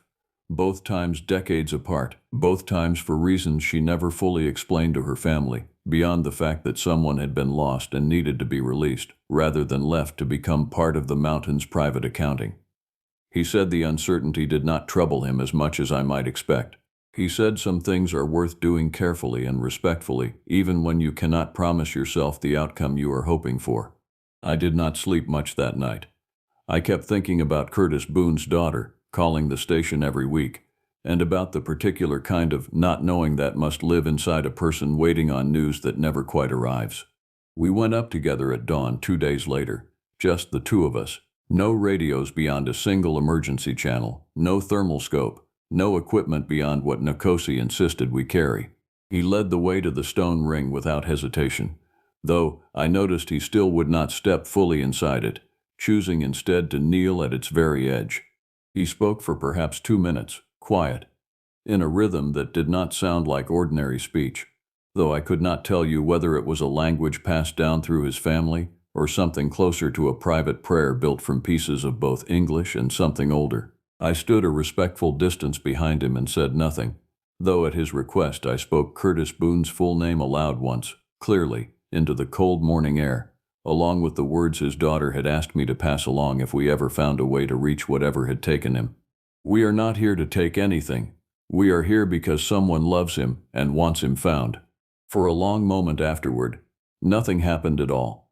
Wind through bare branches, the particular hush of a mountain holding its breath in late autumn. Then, from somewhere downslope, further into the hollow than either of us had ever walked, we heard something neither of us had heard before across the entire length of this ordeal. Not a mimicked voice, not my name or Priya's name or any borrowed cadence meant to pull us forward. A single low sound, deep enough that I felt it in my chest before I consciously registered it as a sound at all. Something between a groan and an exhale, long and slow and, if I am being honest about the word that came to my mind in that moment and has stayed with me since, almost mournful. Nkosi rose from where he had been kneeling, and for the first time since I had known him, I saw something on his face that looked close to fear. He said, "That was an answer, and we should not stay to hear a second one." We found Curtis Boone's remains 4 days later, half a mile from the stone ring, in a shallow hollow beneath an overhang of granite that had kept him hidden from every previous search pass, including 2 we had personally walked ourselves. The state medical examiner's office handled the formal identification. The official incident report attributes his death to exposure, complicated by a fall that resulted in a fractured hip, consistent with an elderly hiker becoming disoriented off-trail and unable to self-rescue in falling temperatures. I have never once believed that was the complete explanation, and I do not think anyone who worked that search believed it either, though none of us have ever said so in writing. His daughter drove up from 3 states away to collect his personal effects. I met her at the ranger station on a gray afternoon in early winter, and I gave her what little I was permitted to share, along with the one thing I was not officially permitted to share at all, the exact location where we had found him, described in enough detail that she could stand there herself if she ever chose to make that drive. She thanked me, and then she asked me a question I did not have a good answer for. She asked whether I thought her father had suffered. I told her the truth, or as close to the truth as I understood it by that point. I told her I believed whatever had happened to him on that mountain had not been cruelty in the way she feared. I told her I believed, without being able to prove a single word of it in any report that would hold up to scrutiny, that her father had been taken somewhere quiet and kept, and in the end, released back to the mountain rather than discarded, the same way a testing question eventually gets its answer and moves on to the next one. She did not ask me to elaborate further, and I did not offer to. Old Rag has had no further disappearances in the year since. Visitor numbers climbed back to their usual seasonal levels within a few months, the way they always do, because most people who hike that ridge every autumn never hear the details of what happened out there, and the ones who do hear tend to file it under the same folder as every other campfire story about the mountains. I still work this section. I still walk the trail past the chestnut oak where a single boot once waded 30 feet off the ground, facing uphill. Nkosi still maintains the eastern trail sections under contract, and some mornings, when the fog sits low in the hollows the way it does in late October, I find him standing at the edge of what we still privately call the waiting place, not speaking, simply present, the way you might stand at the edge of a room where someone important to you once lived. Priya transferred out 6 months after the overnight watch. I do not blame her. I think about doing the same thing more often than I would like to admit, especially on the nights when the wind moves through the upper ridge in a way that sounds, for just a moment, like a second wind answering the first. I still keep Curtis Boone's file in my desk drawer, alongside the printed image from that first grainy trail camera capture, the tall shape moving between the hemlock trunks at the very edge of what the lens could resolve. I do not know why I keep it. Perhaps because it is the closest thing I have to proof that any of this happened at all, on the nights when the whole ordeal starts to feel more like something I dreamed than something I lived through with my own eyes and my own 2 hands. I have thought often about the sentence Thomas Vance said 3 separate times during his hospital intake, the one about a voice standing in the wrong place for its size. I think I finally understand a piece of what he meant. Whatever moves through those hollows does not simply borrow a voice. It borrows the space around a voice too, the sense of where a body should be standing to produce a sound like that. And it gets almost everything right except that final detail, the one thing that gives it away if you are paying close enough attention in the moment it matters most. I do not share this story because I want you to fear this particular mountain more than any other stretch of wilderness in this country. Every range has its own quiet accounting, its own old rules passed down by the people who knew it longest, long before any of it had a name on a map or a parking lot at the base of a trail. I share it because I think the rule Nkosi's grandmother carried down through her family, the one about never answering a voice you cannot place, is a good rule to carry with you regardless of which mountain you eventually find yourself standing on alone. If you ever hike Old Rag Mountain, and you hear your name called from somewhere in the trees, somewhere you cannot get a clear line of sight through, I am asking you, as someone who has stood exactly where you would be standing in that moment, do not answer. Mark where you are. Turn away, slow and steady, and walk back toward the sound of other people, other voices, the ordinary kind that belong to bodies you can actually see.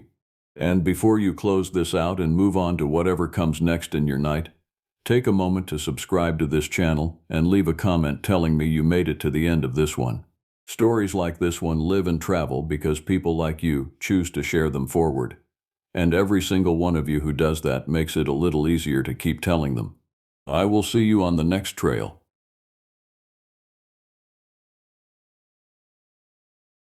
The pack was still sitting upright against the granite when I found it. Both shoulder straps buckled as though the young man wearing it had simply stepped out of it and walked away without stopping to think. That is not how a person takes off a pack after a long climb. You shrug it, you drop it, you let it fall where it wants to fall. This one had been set down with a care that did not belong to a tired hiker, or set down by something that did not understand what care was. And the sight of it there in the last gray light of the afternoon put a cold weight low in my stomach that I have never fully set back down. I had come up the ridge to look for the boy who owned it. His name was Jack Pitchlin, 22 years old, 3 weeks into his first season wearing the same green uniform as me, and he had not answered his radio since a little after 2 in the afternoon. When a seasonal ranger goes quiet on Old Rag Mountain, you do not panic right away. The rock up here eats radio signals the way it eats the light at the end of the day. You tell yourself he is behind a shoulder of stone, that he will crest the next rise and wave.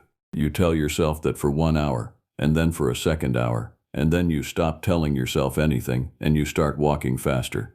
I have worn this uniform for 11 years, and I have carried people down this mountain who broke their ankles in the boulder scramble, and I have carried down 2 who were beyond carrying, and in all that time I had learned to trust the mountain to be exactly what it was, which was old and hard and honest. That afternoon the mountain felt like it was lying to me. The birds had gone silent along the whole upper stretch of the trail, not the ordinary hush that comes when a hawk passes over. This was a wider quiet, a held breath that ran from the tree line all the way up into the boulder field. And when a forest that large decides to hold its breath, a person who has spent his life in the woods learns to hold his too. I knelt by Jack's pack, and I did not touch it yet. My grandfather taught me that. Before you put your hands on a thing, you read the ground around it, because the ground remembers what happened and the thing itself will only tell you lies. So I read the ground. And the ground told me something that made the hair rise along the back of my neck and stay there. There was a print in the soft black earth beside the trail, pressed deep, deeper than my own boots pressed even with the weight of my pack. It was the shape of a foot, but no foot that belongs in any story a person wants to be inside. It was longer than my forearm, from the heel to the tips of the toes, and it was broad across the ball, and the toes had spread and gripped the earth the way your own toes grip wet stone when you are afraid of falling. Around it the young saplings had been pushed aside and twisted, the way you might twist a green stem between your fingers, except these stems were as thick as my wrist, and they had been wrung until the pale wood showed through the bark. And there was the smell. I want to describe the smell to you carefully, because everything that came after grew out of that smell. And if you have never met it, you will not believe how much a smell can tell a body about danger before the mind has caught up. It was the smell of an animal that had never once in its life been clean, thick and wet and sour. A reek of old meat and standing water, and something underneath it that I can only call the smell of a den. The smell of a place where a large thing sleeps and eats and does not leave. It rolled down the slope on the cooling air, and it was not fading. It was getting stronger, which meant that whatever carried it was not moving away from me. It was moving closer, or it was already close, and it was simply turning its face in my direction. I stood up very slowly. I did not reach for my radio, and I did not call out Jack's name, though every trained instinct in me wanted to. I stood, and I made myself small in my own mind, and I looked up the slope into the gloom that was gathering under the oaks. And for one long moment I had the absolute certainty, the kind of certainty you feel in your spine and not in your head, that something up there in the failing light was looking back down at me and deciding what I was. My grandfather had a word for it. He had told me the word only twice in my whole life, both times in a low voice, both times with the fire between us, and both times he had made me promise never to whistle in the deep woods, and never to answer a voice that called my name from a place where no person should be. I had thought, as young men think, that the word belonged to the old country of his stories, and not to this ridge in the Blue Ridge Mountains where I earned my living. Standing beside that abandoned pack, with that smell wrapping around me like a wet blanket, I understood that I had been a fool, and the word came up out of my memory whole and unwanted. Champ, the tall one, the hairy one, the eater that walks upright and knows the sound of your name.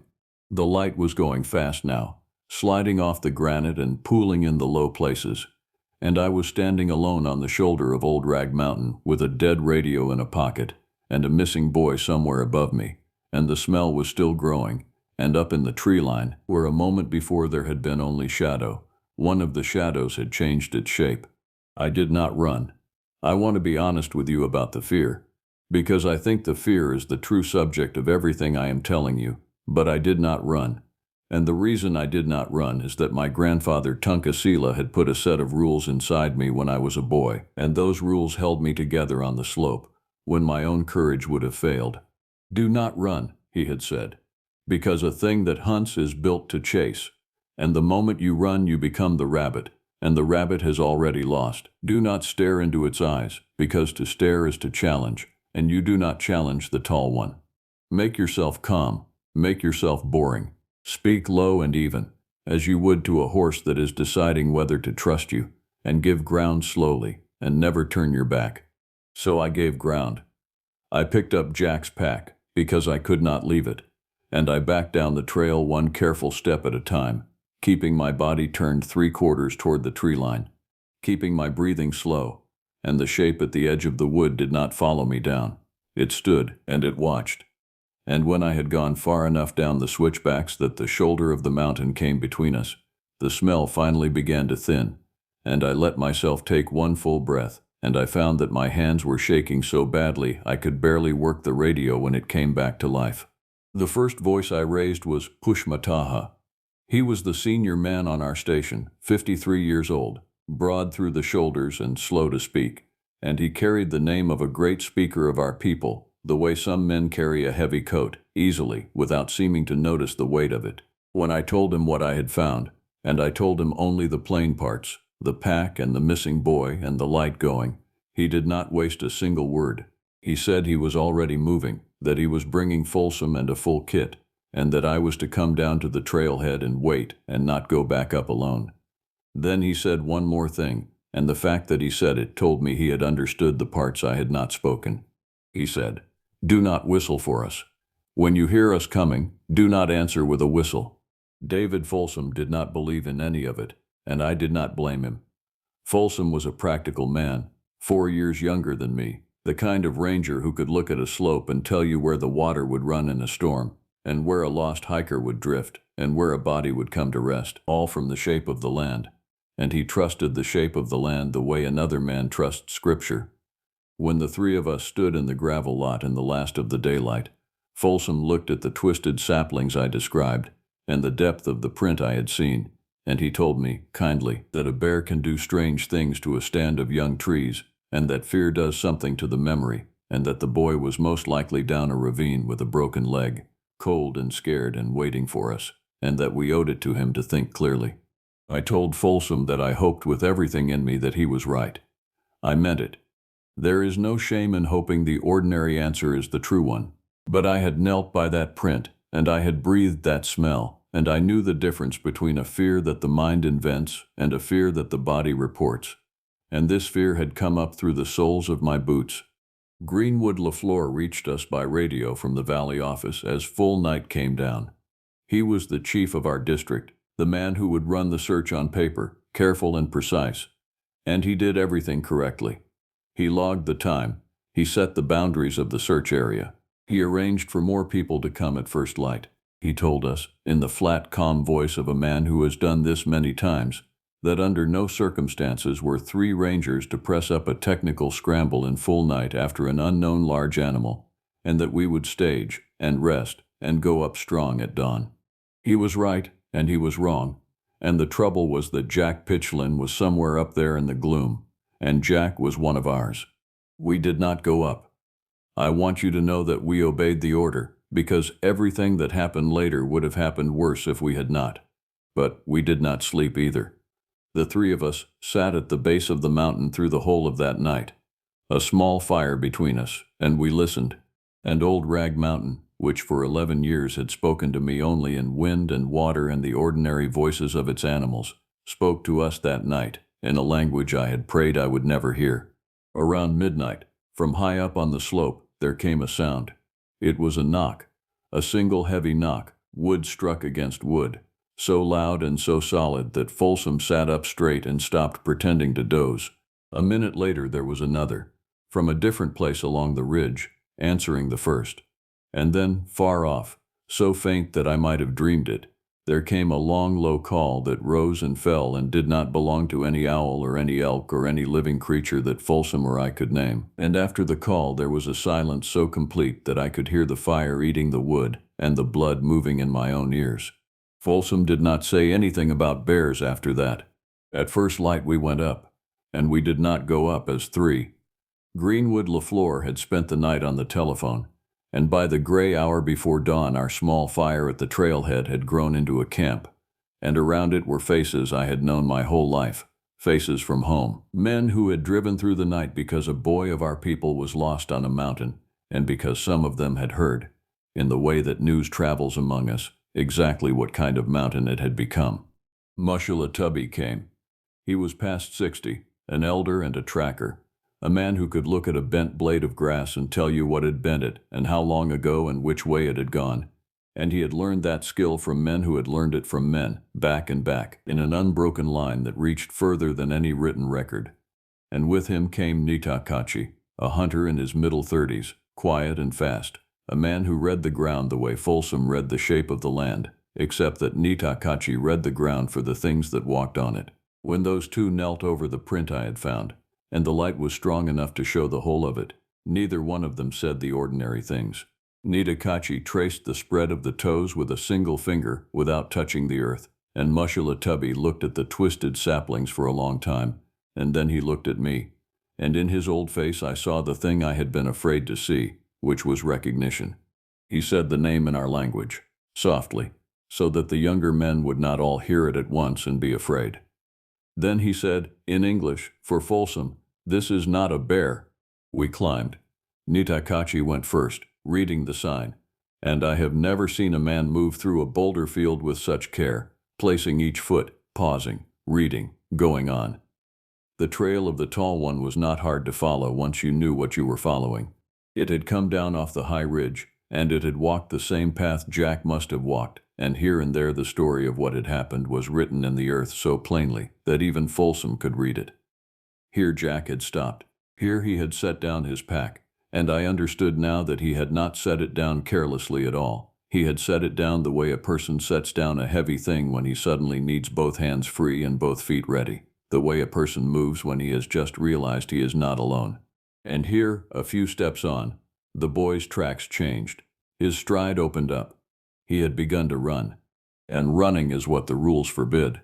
We found Jack's boot at the edge of the boulder field, and I will not describe the way it looked, because there are things I have chosen to carry so that others do not have to, and the state of that boot is one of them.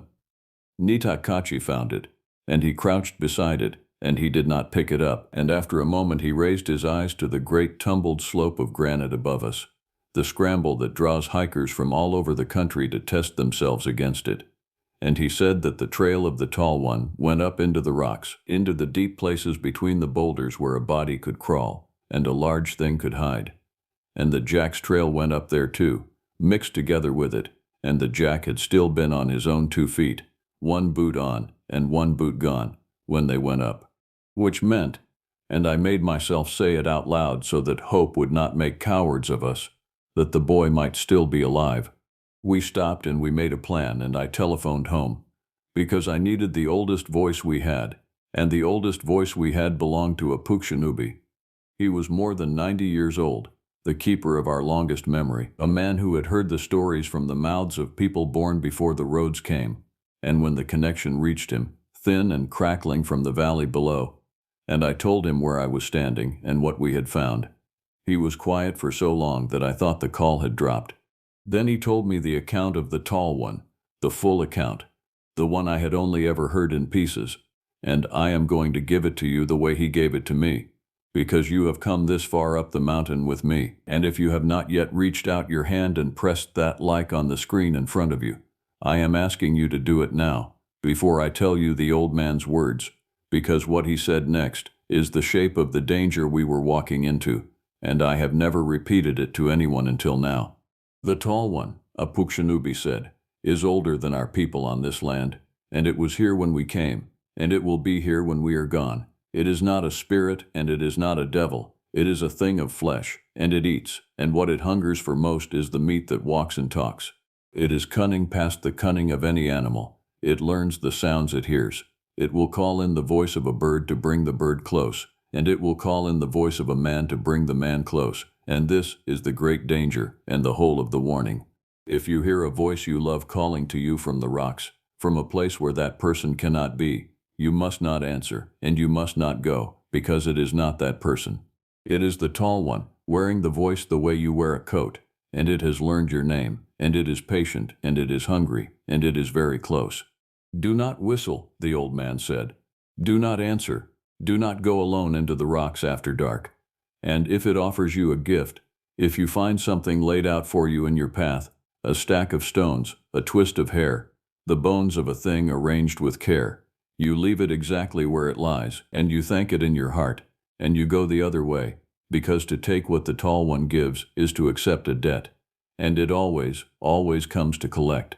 The line went quiet again, and then the old man said the last thing, and his voice had dropped so low I had to press the telephone hard against my ear. He said, "It already knows you are there. It has been watching you since you found the boy's pack. Go and get your young one if you can. But when the light begins to leave the sky, you come down off that mountain, all of you, no matter what you have found and no matter what you have not found, because after night comes the mountain belongs to it, and it does not share." We did not come down when the light began to leave the sky. I have gone over that decision more times than I can count, in the long night since, and I have never been able to make it into a wrong one, though it cost us more than I want to say. We were close. Nitakachi had the trail, fresh, and the boot had still held the boy's foot when he went up into the rocks, and the thought of Jack Pitchlynn alive somewhere above us in the coming night, alive and waiting for us to turn back, was a thing that none of us could carry. So when Greenwood LaFleur's voice came up thin over the radio and ordered us down, Pushmataha keyed his handset and said, in that slow, calm way of his, that we had a live trail and a living boy, and that we would come down when we had him, and then he switched the radio off so that the order could not reach us again. By then we were more than the 5 who had started up. Big LaFleur had come. He was Greenwood's nephew and my second cousin, a huge young man, a full head taller than any of us and built like the boulders we were climbing over, and he had gone up the mountain against every order the way water goes downhill, because Jack was blood and he was not going to sit at the bottom while blood was lost at the top. Big LaFleur was not afraid of the tall one. That was the trouble with him, and I loved him for it, and it very nearly killed us all. He carried a rifle, and he had made up his mind that whatever had taken the boy was a thing that could be shot, and no story of any old man was going to change that mind. Mushalatabi tried. As the sun sank behind the western ridges and the gloom began to pool in the crevices of the boulder field, the old tracker took Big LaFleur aside and spoke to him low and hard in our language, and I heard the word for the tall one in it, and I heard the word for foolishness, and Big LaFleur listened the way the young listen, which is to say he heard the words and did not let them inside. He patted the old man on the shoulder, gentle as you would touch a child, and he shouldered his rifle, and he went on up into the rocks. The night came on, and the tall one began to play with us. The first thing was the stones, small ones at first, pebbles dropping out of the black sky above us and clicking off the granite around our feet, one and then another, from no direction that made sense, and each of us pretending at first that the rocks were falling on their own, the way rocks do, until a stone the size of a fist came down hard enough to crack against the boulder a hand's width from Nitakachi's head, and no falling rock throws itself sideways. They were being thrown from above us, and from beside us, and once, impossibly, from below us. From the way we had come, which meant there was more than one direction it could reach us from, which meant either that it was moving around us faster than a thing that size should move, or that there was more than one of them, and I did not let myself think about the second thing. Then came the knocks. Wood on wood, close now, close enough that I felt each one in my teeth, one from the left and an answer from the right, back and forth across the slope above us, and I understood with a sick certainty that we were being herded, that the knocks were driving us, moving us up and to the side, the way Nitakachi himself would move a deer, and that we were walking exactly where it wanted us to walk. And then, worst of all, came the voice. It called out of the rocks above us, and it called Jack Pitchlynn's name, and the voice that called it was my own. I want you to understand what that did to me. I had not spoken. My mouth was shut and dry. But out of the lightless crevices in the boulder field came a voice that was mine in every particular, my exact pitch, my exact way of speaking, calling the missing boy's name the way I had been calling it in my own head for 2 days. And it was so perfect and so wrong that Folsom, who did not believe, who had never once in his practical life believed, turned and looked at me with his mouth open and his face gone the color of ash, because he had heard it too, and he knew I had not made a sound. Then the voice changed. It called again, and this time it was Jack. It was the boy, his young voice, thin and frightened, and it called out, "Help me, please, I am hurt. I am up here. Please do not leave me. And every part of my body that loved that boy tried to launch me up into the rocks toward the sound. And I grabbed the strap of Big LaFleur's pack and I held on with everything I had, because Big LaFleur had heard his young cousin crying for help, and Big LaFleur was already moving toward the voice, rifle up, jaw set, going exactly where the old man had told us we must never go. Get back, I said to him, low and fierce. It is not Jack. It is the thing wearing his voice, the old man told us. Do you hear me? It is not Jack. And Big LaFleur turned to look at me. And in the last gray light I saw the thing on his face that I have never been able to forget, which was that he knew I was right, and that it did not matter, because he could hear his cousin crying, and no truth on earth was going to stop him from climbing toward that sound. He went into the rocks after the voice, and we went after him, because you do not let your blood go into the crevices alone with a thing like that, and that is how the 6 of us who were left came at last into the place where the Tall One kept its country. It was a hollow among the great boulders near the top of the scramble, a place where the granite had tumbled together and left a sheltered space beneath, roofed over with stone, floored with old fallen leaves and older bones. Nitakachi found it by the smell, the same smell I had met on the switchbacks the first evening, but here it was 100 times stronger, the reek of the den itself. And here at last I saw with my own eyes what an entire life among these mountains had never shown me, and what I will spend the rest of that life trying to unsee. There were gifts. A Pukshinabe had warned us, and I had heard the warning as a story, and now I stood at the mouth of the hollow and saw that it was not a story. Laid out along a shelf of stone, arranged with a care that was somehow more terrible than carelessness would have been, were the offerings the Tall One had made and the things it had kept. Small stacks of stones, balanced, twists of hair, the skulls of deer and of smaller things, set in a row, each one turned to face the same way, and other bones, longer bones, that I made myself not look at, because some debts a man refuses to name even to himself. And in the middle of it, curled small against the back wall of the hollow, filthy and shivering and alive, was Jack Pitchlynn. He was alive. I want to give you that, here, in the middle of the worst of it, because it is true, and because we earned it. The boy was alive, his eyes huge and fixed, and not quite seeing us, one boot gone, his uniform torn, but breathing, and when Nitakachi reached him and put a hand on his shoulder, Jack flinched, and then he saw a human face, and he made a sound that I will hear until the day I die, a sound that was half a sob and half the noise a small animal makes, and he grabbed Nitakachi's arm and would not let go. The Tall One had not eaten him. I have thought about that a great deal. I believe now that it had not eaten him because it was not yet done. I believe it had kept him the way a person keeps a thing that is still useful, because a living boy who calls out in a living boy's voice is a better lure than any sound the Tall One can make for itself, and it had been using Jack, the real Jack, to call the rest of us up into the rocks. The voice we had followed had been partly the creature and partly the boy, and the boy had been crying for help because the boy truly needed help, and the Tall One had understood that a true cry pulls harder than a false one. And then it came home to its country and found us in it. I did not see all of it at once. No one ever sees all of it at once, and I think that is a mercy. What I saw was the mouth of the hollow go black, blacker than the night behind it, as something filled the whole opening, something that had to stoop and turn its shoulders to fit through a gap that a person could have walked through standing tall. I saw the shape of it against the last gray of the sky, and it stood upright like a man, and it was not a man. It was half again the height of Big LaFleur, who was the tallest man I have ever known, and it was covered in hair that hung in matted ropes, and its arms reached below its knees, and its head sat forward on its shoulders with almost no neck, and its eyes, when the low light caught them, threw back a shine like the eyes of a deer at the edge of your headlights, flat and gold and empty of anything I could call a soul. The smell of it filled the hollow and drove the air out of my lungs. Big LaFleur raised his rifle. And here is the thing I have to tell you, the thing at the center of everything, the thing my grandfather had been trying to put inside me since I was a boy sitting by his fire. Big LaFleur raised his rifle, and he fired, and I saw the round strike the Tall One full in the chest, and the Tall One did not fall.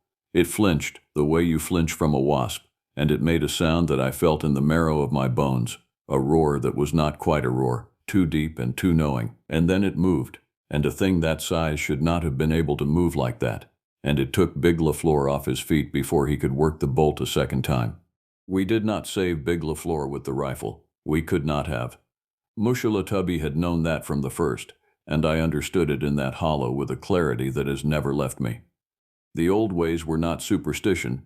The old ways were the hard-won knowledge of people who had lived beside this thing for longer than there have been books, and the knowledge said that you do not fight the tall one, and you do not challenge it, and you do not take from it. You give it distance, and you give it respect, and you get away. And everything we had done that night by climbing into its country after dark had been the opposite of that knowledge, and the price of ignoring it was standing over my cousin in the black hollow with its golden eyes turning toward the rest of us.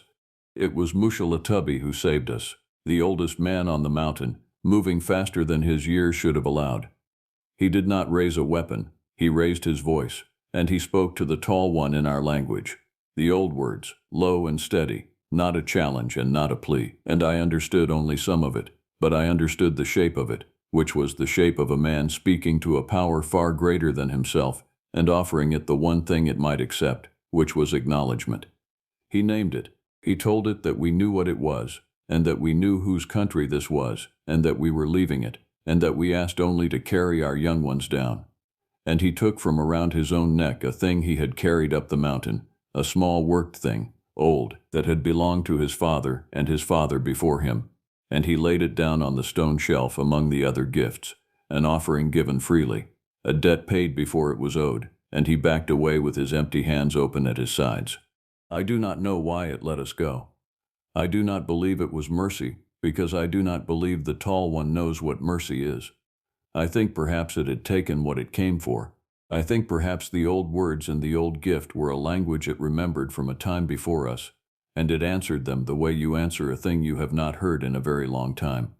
All I know is that its golden eyes moved over each of us in turn, slow, weighing, and they came to rest on the small worked gift on the stone, and it went still.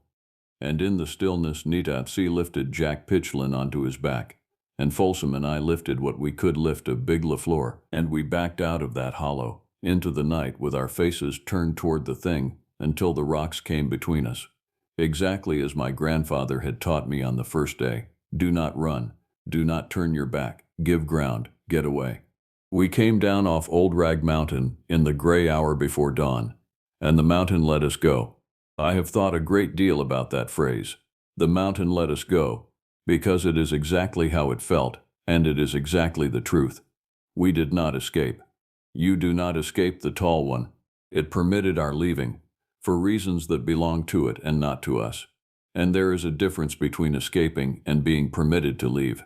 And every one of us who came down that morning has lived in the space of that difference ever since. Jack Pitchlin lived. He did not speak for the better part of a month, and there are places in his memory that he has told me are simply not there, blank, as though something reached in and took them, and I have never pushed him toward those places, because I have my own that I do not visit. He wears the green uniform still. He is careful now, in the way that only a person who has seen the edge is careful, and on the days when the birds go quiet along the upper trail, he comes and finds me, and neither of us says the reason, and we simply do not go up. Big LaFleur we carried down. I have told you I would carry some things so that others would not have to, and I am going to keep that promise about my cousin, and I will only tell you that we brought him home to our people, and that he was given the honor that a man is given who went up a mountain in the night after his own blood and did not come down, and that when I stood at the fire afterward, the oldest voice we had, Apukshanubi, told me that Big LaFleur had died the death of the ones the old stories are made from, the brave ones, the foolish ones, the loved ones, and that his name would be spoken, and I have spoken it. I am speaking it to you now. Folsom does not talk about that night, and Folsom, who read the shape of the land the way another man reads scripture, put in for a transfer within the year and took a posting far from any mountain, out where the country is flat and open and you can see a thing coming from a long way off, and I do not blame him. And we still speak on the telephone, and neither of us has ever once used the word bear again. Greenwood LaFleur filed his report, and the report said what such reports say, that a large animal, most likely a bear, had been responsible, and that a ranger had been lost in the course of a rescue, and that the boy had been recovered alive, and every word of it was true, and none of it was the truth. And I signed it, because the whole truth is not a thing that fits inside a report, and because the whole truth would have brought people up onto that mountain looking for a thing that is best left unlooked for. Mushalatubby went home, and Nita Kachi with him, and before they left, the old tracker took me aside, the way he had taken Big LaFleur aside at the top of the world, and he told me that I had done well to remember my grandfather's rules, and that the rules had brought most of us down alive, and that I must never let those rules go soft in me, and that I must give them to the young ones the way they had been given to me, because the tall one is patient, and the mountain is old, and the knowledge of how to live beside it is the only wall we have, and a wall that is not tended falls down. And my grandfather, Tunkasila. I drove home when the season ended, the long drive, and I sat by his fire, and I told him everything.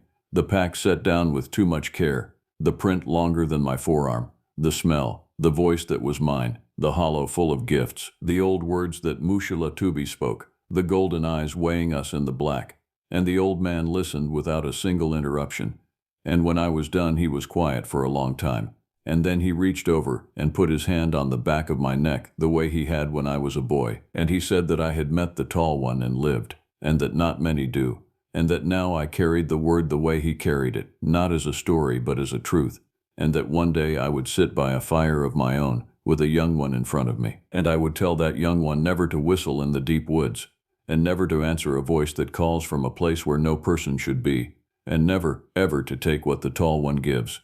I still work that mountain. I will work it until I am too old to climb it. I know its granite, and its water, and its ordinary animals, and I love it, and it has never once lied to me since, except that I know now that the quiet is always underneath the noise, and that some part of the high country will always belong to a thing that was here before us and will be here after us. On the still evenings, when the light slides off the rock and pools in the low places, and the birds go silent all along the upper trail, I stop wherever I am, and I stand very still, and I make myself calm and boring, and I give ground quietly, and I do not go up, and I do not answer if anything calls my name, because the mountain lets me work it, but the mountain does not belong to me, and after night comes, it does not share. If you have stayed with me all the way down off this mountain, then you already know the kind of story I like to tell. The true feeling kind. The kind that comes from the deep woods and the old warnings. And there will be more of them. So subscribe to the channel so the next one finds you. Leave a comment and tell me what you would have done in that hollow when the eyes turn toward you. And press the like button before you go, because it helps these stories reach the next person who needs to hear the old rules before they climb. I will see you at the next fire, and until then, stay off the high country after night comes, and if you hear your own name called from the rocks, in a voice you know, from a place where no person should be, you do the one thing the old man taught me. You do not answer.